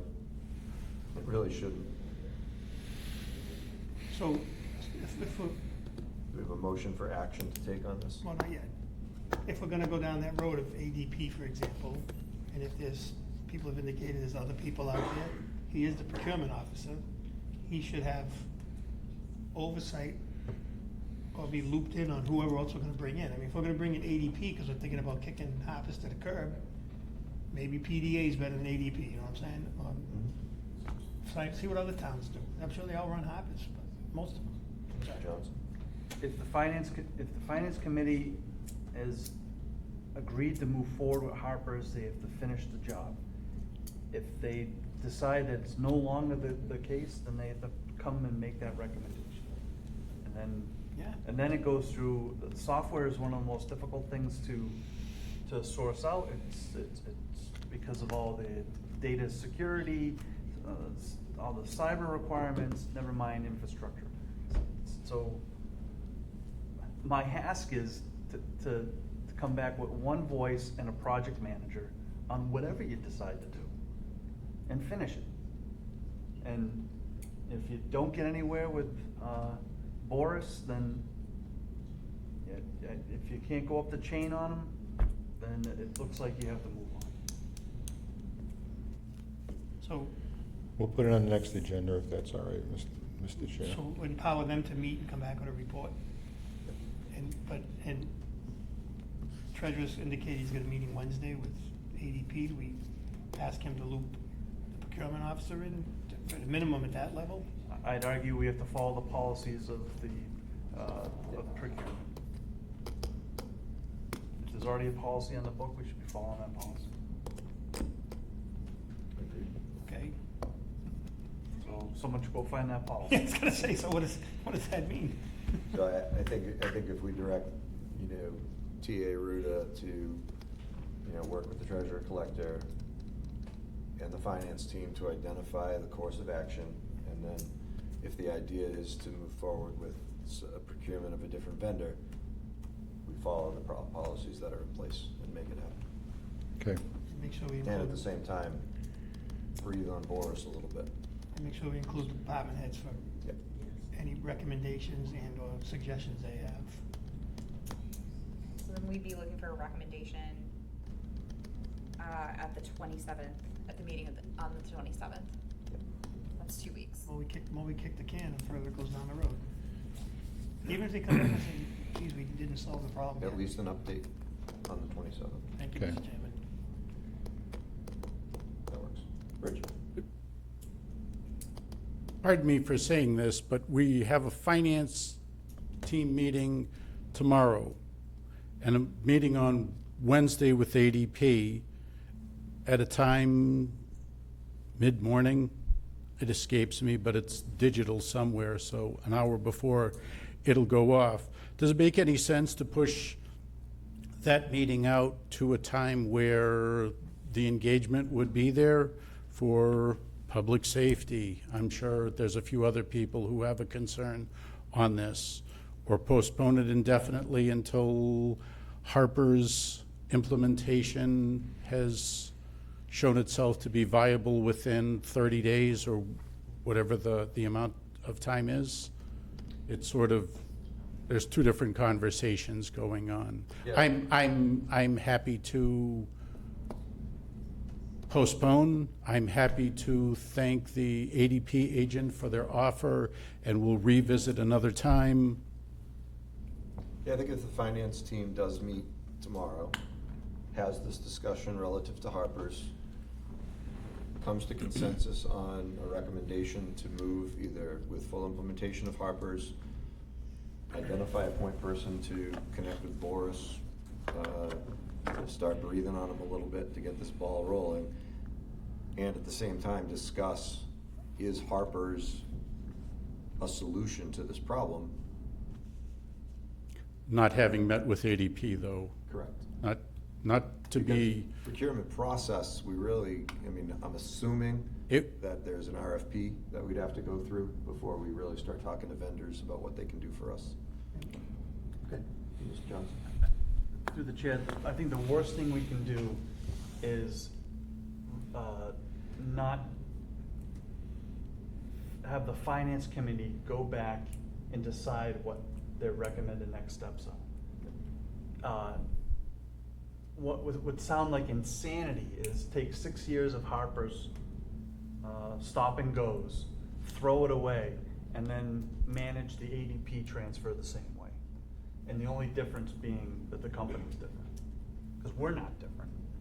So what are we gonna do different so that the next time we're successful or finish the job? So to me, it goes back to the postponement so that the team can get together and have one voice in one direction, whether it's breathe on Boris or scrap it and go to and talk to ADP. But we got to change in here. So I think in conjunction with what Jay just said, somebody needs to get a letterhead, and I'm not saying they haven't done it. Janet, the town of Dudley, it's official position of the town of Dudley. We need answers. I'm paraphrasing. It has to go to Boris, or if there's someone above, you said above Boris, in conjunction, and that, if we don't get a response back in 2 weeks on a letter, on an email or a letter like that, we're kind of getting our answer. You know what I'm saying? If they can't capture the urgency, it's been far too long, far too long. And if that's the step, we have the administrator on your behalf send a letter as chairman. The administrator sends a co-letter with the treasurer on behalf of the finance committee. We have to emphasize to these folks, let's go. Because the conversations that I was involved with, I didn't get from Boris when you and I were talking, I didn't get from him that it was his problem. I know you're saying sometimes it took a while, but they certainly presented a different front when we actually talked to them. So maybe if they get the hint that, again, I love to know how much we spent on hoppers that we haven't used yet over these years, but they're gonna lose a client. And people do watch YouTube videos and other towns see it. Maybe it's not the same experience other towns are having or other corporations, but I think we need to light a fire while the finance committee does their stuff. Like you said, at least come back. If there's no progress, come back and say we're trying. This is where we're at. So out of the finance team meeting, Mr. Ruda generate a letter for Harper's with the concerns, looking for answers and direction. The team discusses the implementation of Harper's, the potential benefits to scrapping Harper's and looking at another vendor. If that's the recommendation in 2 weeks, then we start the procurement process and make a final decision on what vendor we're using. If that makes sense. And like Jay said, someone can maybe dig out, I know there's stuff that he, as procurement officer, but if there's a policy that says, for example, procurement officers are in charge of purchasing software for the town. I'm making it up, but if we got that authority, then we move with the finance team, but we grant the authority to the full-time employees that we entrust to do what's right. I think we have a plan. Yes? Mm-hmm. Okay. Awesome. All right. Okay. I'm gonna, Item 4, early retirement incentive. Does that count for selectmen? I think So I believe I shared some a draft legislative bill, which was based on a successful bill that was used in other towns throughout the Commonwealth to incentivize an early retirement for people who might be on the edge, ready to retire, but need just a little bit of a push. Maybe I believe it's a 3-year towards time in service, or well, it's in age, or a combination of both. What I'd like to do is direct the representative who's offered to file a late bill package for us to move forward with getting everything ready and go ahead and filing that simultaneously to us analyzing to determine if it's going to make sense for the town. And the reason I'm asking to move on 2 things at once is because the legislative process, as everyone knows, is cumbersome and long, and we would have to even wait until Monday, January, to move forward on considering that legislation in the upcoming, probably a fiscal year and a half away. So it wouldn't do us any good. The whole point of an early retirement incentive, if it makes sense, is to compare it against the cost of laying people off, laying staff off, and maybe find a more gentler approach to reducing through attrition our staffing versus the layoff route. There's still a cost associated with layoffs that includes paying unemployment and so forth. But this is just a dual track that I'm asking only because of time constraints. And then The idea would be, if the board directs to connect with Representative Marcy, the idea would be file the bill so we would have an option to consider down the line, as opposed to make a decision to offer early retirement and then do the bill and then do the financial analysis. This would allow us the opportunity to have the option available if we wish to move forward. Correct. And we've also added to the legislation, Mr. Chair, the ability for the board to vote, to direct me to move on it, and then to vote, the final approving vote, to file that early retirement based on a review of those who take it. So there are two ripcords, basically. Gotcha. If it doesn't make sense, we don't have to do it. Mr. Johnson? Let's assume it makes sense. Let's assume we get the legislation through. It's another arrow in the quiver. It's another tool in the toolbox for potential issues. We hope we don't have, but we need the preparation. Let's say now you have 3 different options, and this is one of them. How do we stay consistent and my least favorite word, 4-letter word, fair, right? Because everyone has a different definition of it. How do we ensure that with more variation possible, that we're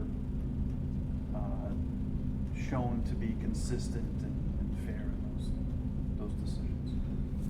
Well, I think some of that has to be developed as we move along and further understand what the impact would be. In other words, you may be in a situation where you look at the impact of 5 people taking advantage of early retirement versus 3, and you say 5 is going to be too expensive, it's not going to be a benefit to the town. So within that bill, there's the ability for the Board of Selectmen to limit it to 3 because it makes financial sense for the town. And you could base it on seniority, that sort of thing. I think a lot of it is going to get weeded out at the outset because it requires at least 20 years of service to even be eligible to take advantage of that. So I don't think we're going to be looking at 15 or 20 people. I think we may be looking at 3 or 4 people that would be eligible and would take advantage of something like that. But we'll have to develop additional ways to make sure it's done fairly.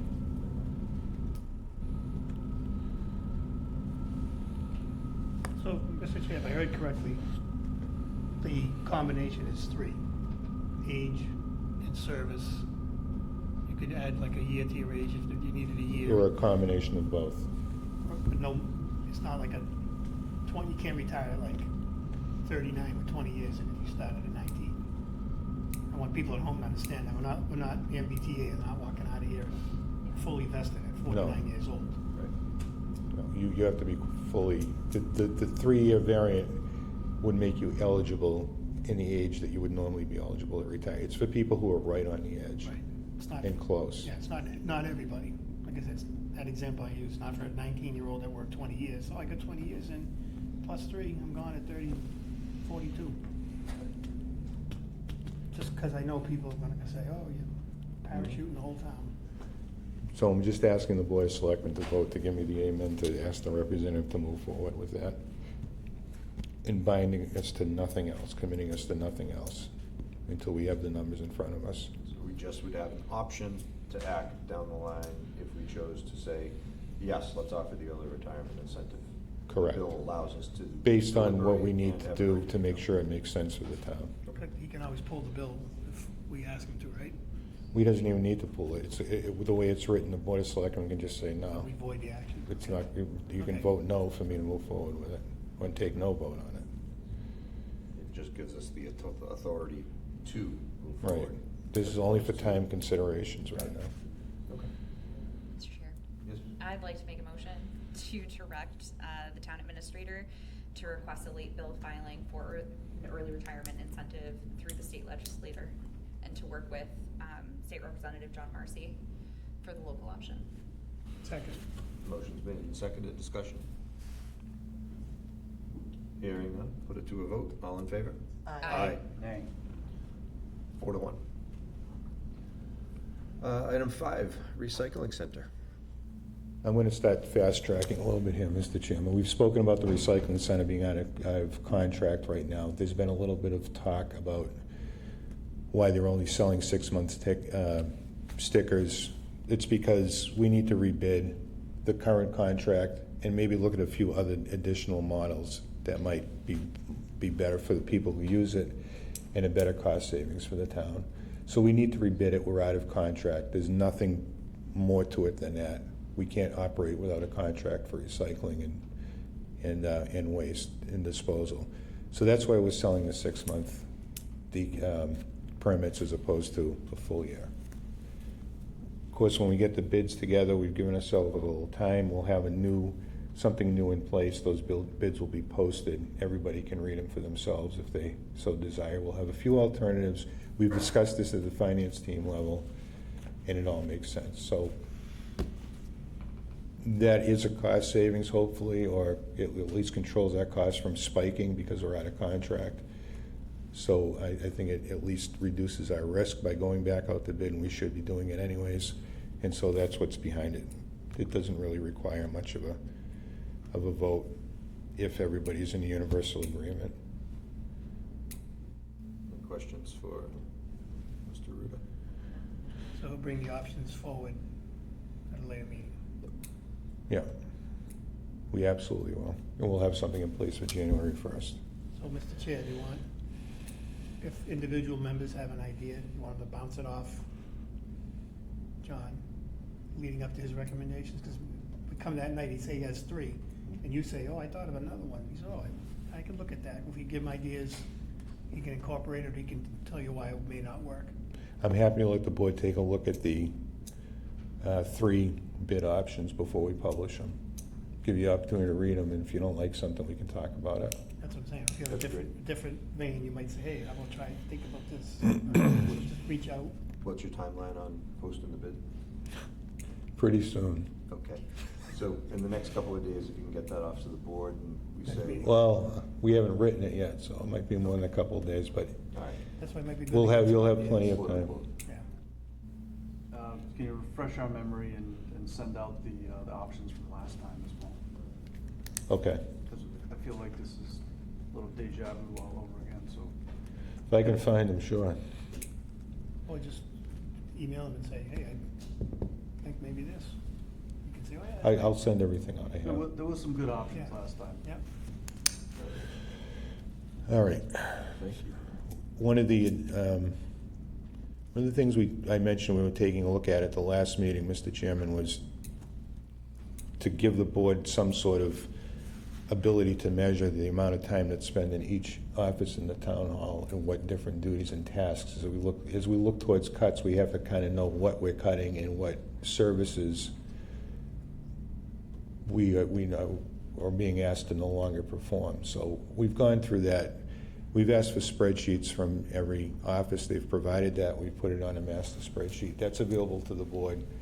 It'll be real long night if we start going over it now. So, and we don't have to act on it tonight. So let me just say that those are available for everyone to take a look at, and we'll put it on the next agenda. Great. And we'll talk in between that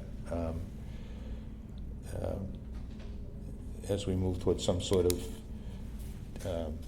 final decision on how we're going to proceed for FY27. So, speaking about decisions, we put together a timeline, which is in the OneDrive. I put this together with speaking with Laurie. If it were that we have a few options going forward, we know that we're going to work towards efficiencies. The board mentioned cuts. The spreadsheets will at least give us the ability to take a look at what we think or don't think should be cut, if anything at all. And then we had a couple of options for a modified override question, which we've put together. Those are also in the drive. I don't know if anybody's had a chance to take a look at it. This is the same as the hard copy that you provided. Yeah, it should be. It's in a memo format. Let me just open mine for a minute.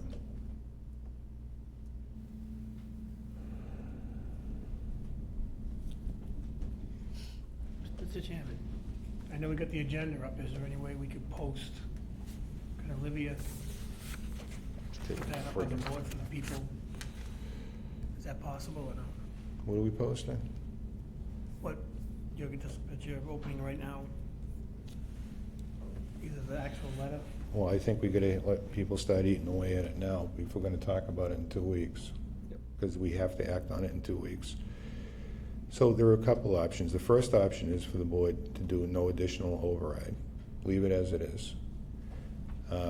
Option 1 avoids returning to the ballot, but it does not create recurring revenue. As a result, it would require the town to rely on whatever free cash is available in October, if any. There will be some, but we don't know what that number is going to be.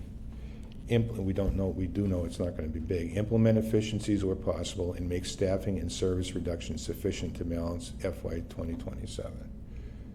To sufficiently balance FY 27.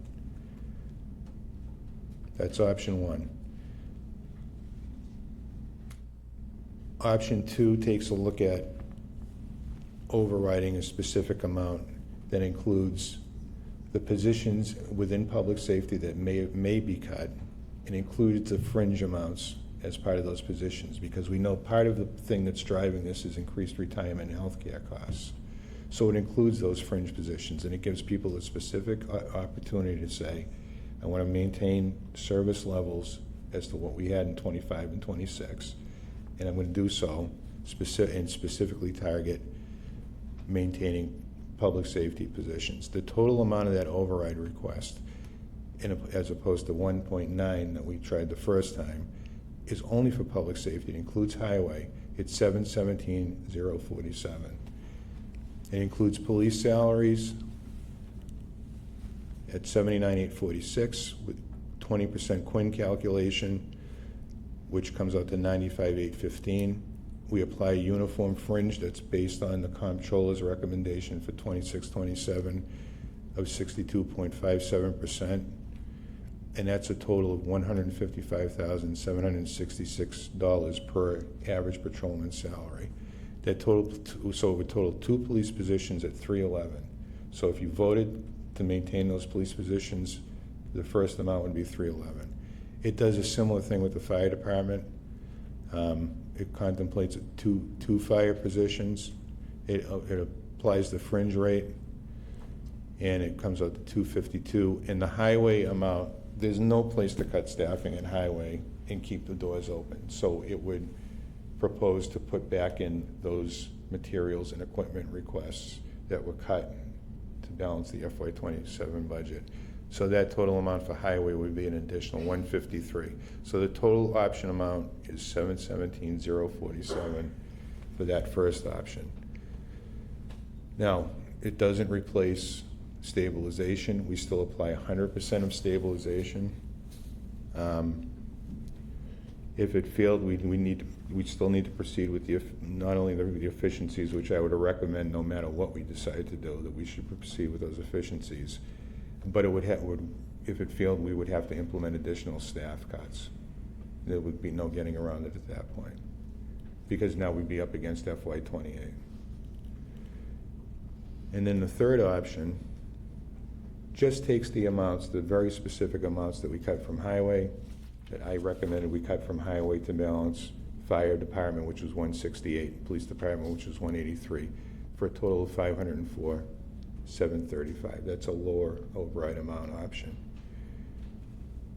But all it does is restore, is keep the money in public safety, and it gives us no other place to go. We still maintain cuts in other departments.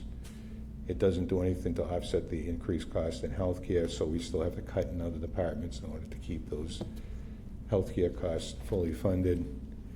And then the final option, option 4, is we just take away the ability to put stabilization back into stabilization. We leave it applied in the FY27 budget, and that reduces the override amount request from 1.9 to 1.153. And all the departments that were cut get the funding that way. But it's a much less of a reduction for another override vote. Not thinking it's like that one would be likely to pass. So we don't need to act on it tonight, but we do need to keep in mind there's a timeline. And part of that timeline is, I think we need to have the town clerk have a vote from the Board of Selectmen and get the ballots going for a November 4th election by August 5th. That would put it on to November 3rd, I'm sorry, not November 4th, November 3rd state election ballot. If we wanted to call a special election just for this question and say, we went through it and we talked about the dates, we talked about this at the finance team level, I talked about it with Laurie, we could do a September 19th vote. 29th, that's what I said, isn't it? But she would need that, she would need to know that by August 14th in order to get a special election called. So in any event, for a November 3rd to put it on the state ballot, if that's what the board decides to choose, we would need to know at the next meeting, and the same would apply for at least the first meeting. If you only want to do September, first meeting in August, we could make that work. Or if you wanted to do 2 elections in case the first one failed, and go right to do a September election and do a November election, November being the absolute last fallback position, we could do that, and that would, right, Laurie, it would negate if the first one passed, it would negate this.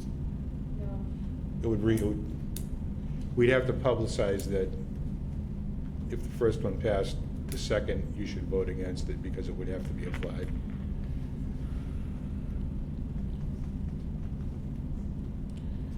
So, not a lot of big decisions to make at this second, but the next meeting is going to require some.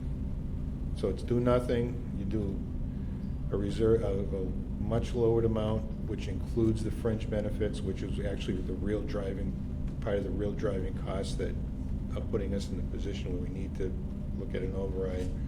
Or you just do the actual amounts, not consider the real driving costs, just the amounts that we reduce police, fire, and highway by, which is a more attractive ballot question, but it's really does a lot less to help us for FY28. And or we do absolutely nothing, or in any event, we don't replace the stabilization that was applied to FY27. Thank you. Questions at this point from Mr. Rubin?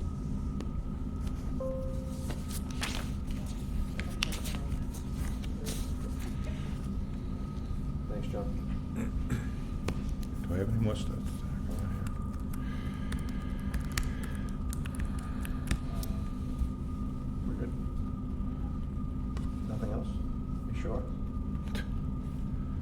to accept town administrative report.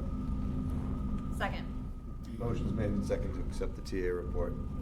I don't think there's any discussion. Interrupt me if there is. Move to a vote. All in favor? Aye. Unanimous. Departmental communications. Chief, nothing. Chief, nothing. Mr. Gatsky?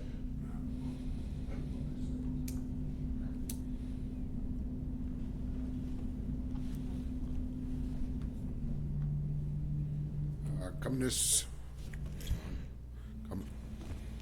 Saturday, the 18th and the 25th, we'll be selling recycling stickers down at the Highway Department from 8 to noon, and they're gonna be half-price stickers. So whatever you paid last year will be half price. Seniors are 65 and above, I believe. So senior stickers are 65 years old and above. And Highway Department's gonna be doing some road construction on JB Ave starting tomorrow, changing some culvert pipes.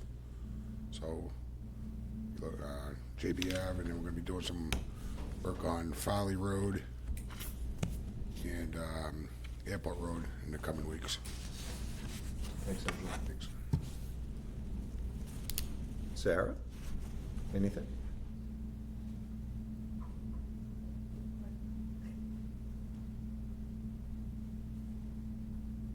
Just very, very focused on closing up fiscal year, getting all the cash in, reconciling the books, getting the auditors here. So I'm a little bit scared as we talk about going into some new projects and stuff, because I am short a staff member right now. But, you know, just trying to get everything closed and ready for year end. Thank you. Oh, and the final numbers came in for the state for the UGA funds, and we have an increase of less than 0.5% per year, but pretty consistent with what we had in the budget, so. All right, thank you. Mr. Camignani, anything tonight?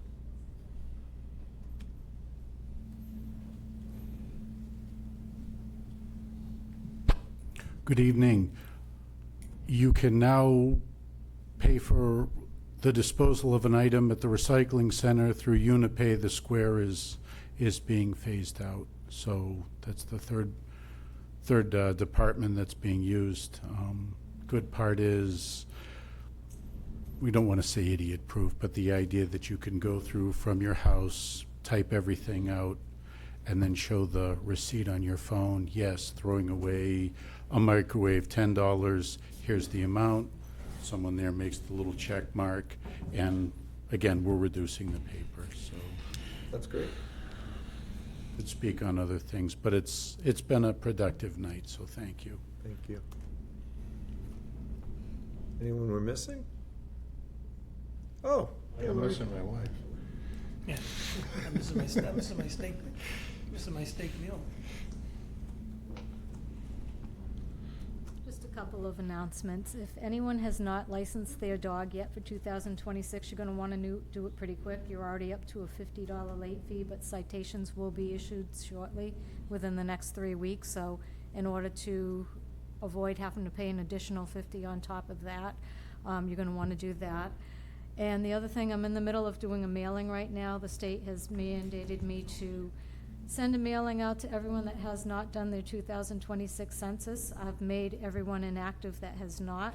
So the mailing I'm putting out, it's got pre-postage back. Just fill that out. It'll take all of 2 seconds to fill that out, put it in the mailbox. Otherwise, when you come to vote, you're going to have to come up to my office because you're inactive. You'll have to fill out a continuous residency affirmation. So watch if you haven't gotten it already. I know some people have. I saw on Facebook people have been mentioning it. It's not because I had nothing to do. It's because it's a requirement that this had to be done. So if they could pay attention to it, sign it, fill it out, return it, they'll have no problems when they come to vote. Thank you. Thanks, Lori. Next. So I don't have all of my numbers ready for the end of the fiscal year, but I would like to report that we had 52,621 visits to the library in FY '26, which was an 11.4% increase. So that was our trivia question at the library this week. Who's using the library? 52,621 visits this year. So, That's wonderful.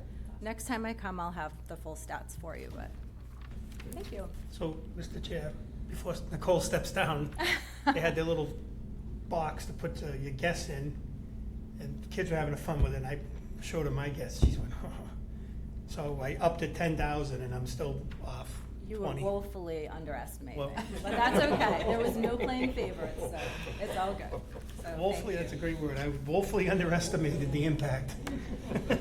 Thank you, Nicole. Board member comments. Let's see, where shall we begin? Let the newbie go. Okay, Mr. Mansky. July 5th, went to the reading of the Declaration of Independence. Very nice. It only was about an hour, and I enjoyed it immensely. Met a lot of people, and I just thought it was great. It was a nice day on the hill, and it was perfect. Mr. Sullivan. Thank you, Mr. Chairman. Again, as we already slipped past the 4th of July, the summer's flying by. Everyone, hot weather's coming again. Check on your elderly and shut-in neighbors like we always request. And with your blessing, Mr. Chair, on your behalf, we did lose, they were full-time employees and they came back part-time to help the town run. We lost Michelle Jarvis at the Board of Selectmen's office, who was our longtime assistant, and Deb Thibodeau, who was our longtime full-time accountant. She came back as part-time to help, and there was one other, am I missing one? Liz Gates. Liz Gage. And we also let Amanda leave about 6 months ago. She went to Hopedale. Could you have the administrator on your behalf send them a letter thanking them again, not only for their longtime service, their part-time service where they would still be here if we didn't have to make cuts, but it's a void. It's going to be a lot, but they handled a lot of stuff. So people, be patient. If you need a question and there's nobody at the window in our office, there's a reason why that person's position doesn't exist anymore. But yes, on our behalf, through you, have them send them a letter. Thank you. Absolutely, please. That's all. Mr. Shane? Oh, Mr. Mansky. Can I just add, during the last heat wave that we had, I failed to mention that I did go to the fire department because they did have a cooling center there. And I did get a tour of the new fire station, thanks to Chief Kohanowski and Alan Brackett. Also prior, thanks to Chief Madak Kalovich. Thank you for the tour of the police station. I haven't been there and I don't want to go in there as a prisoner or anything like that. But thank you both very much. And if we're not supposed to have another heat wave, the cooling center is open at the fire station. If it's offered, go there. The people there are very, very nice, and you're in their training room and they have water and all kinds of things for you. And also there was a bakery in Dudley. The lady had donated pastries. I can't think of her name right now. Do you know, I'm sorry? She had donated pastries, she brought cookies and everything to the, well, okay, but that's what she told me. But hopefully we won't have to have that cooling center, but you know how Mother Nature is. When she gets hot, she gets hot. So that's all to add in. All right. Mr. Shane? So this month on the 25th, I think that's a Saturday. I need to look at the calendar because even though I was just looking at it, it's already gone. Yes, so Saturday, July 25th, from 10 a.m. to noon, I'm going to have, we're hosting open office hours for Board of Selectmen. I'm going to be there. So if anyone in the community has questions or just wants to stop by and chat, pick up maybe a donut, some coffee, it'll be in the Fells room. Big thanks to Nicole for setting that up for me. I sent her an email and I was like, I don't know what to do. But the website makes it really easy to set up an event for the library. So I could have done it that way, and then I was really nervous and just wanted to make sure that it was done correctly. So, but that's indicative of everyone that works at the library. Everyone is just as helpful as Nicole. But anyway, Saturday, July 25th, come by, see me, 10 a.m. to noon. Just drop in. You don't even have to have anything super serious. If you just want to, like, see what's going on in town, if you have questions about, you know, openings on the website or whatever the case is, just come on by. Great. Nothing tonight. You stole my July 5th, which is fine. Motion to move to executive session, yeah?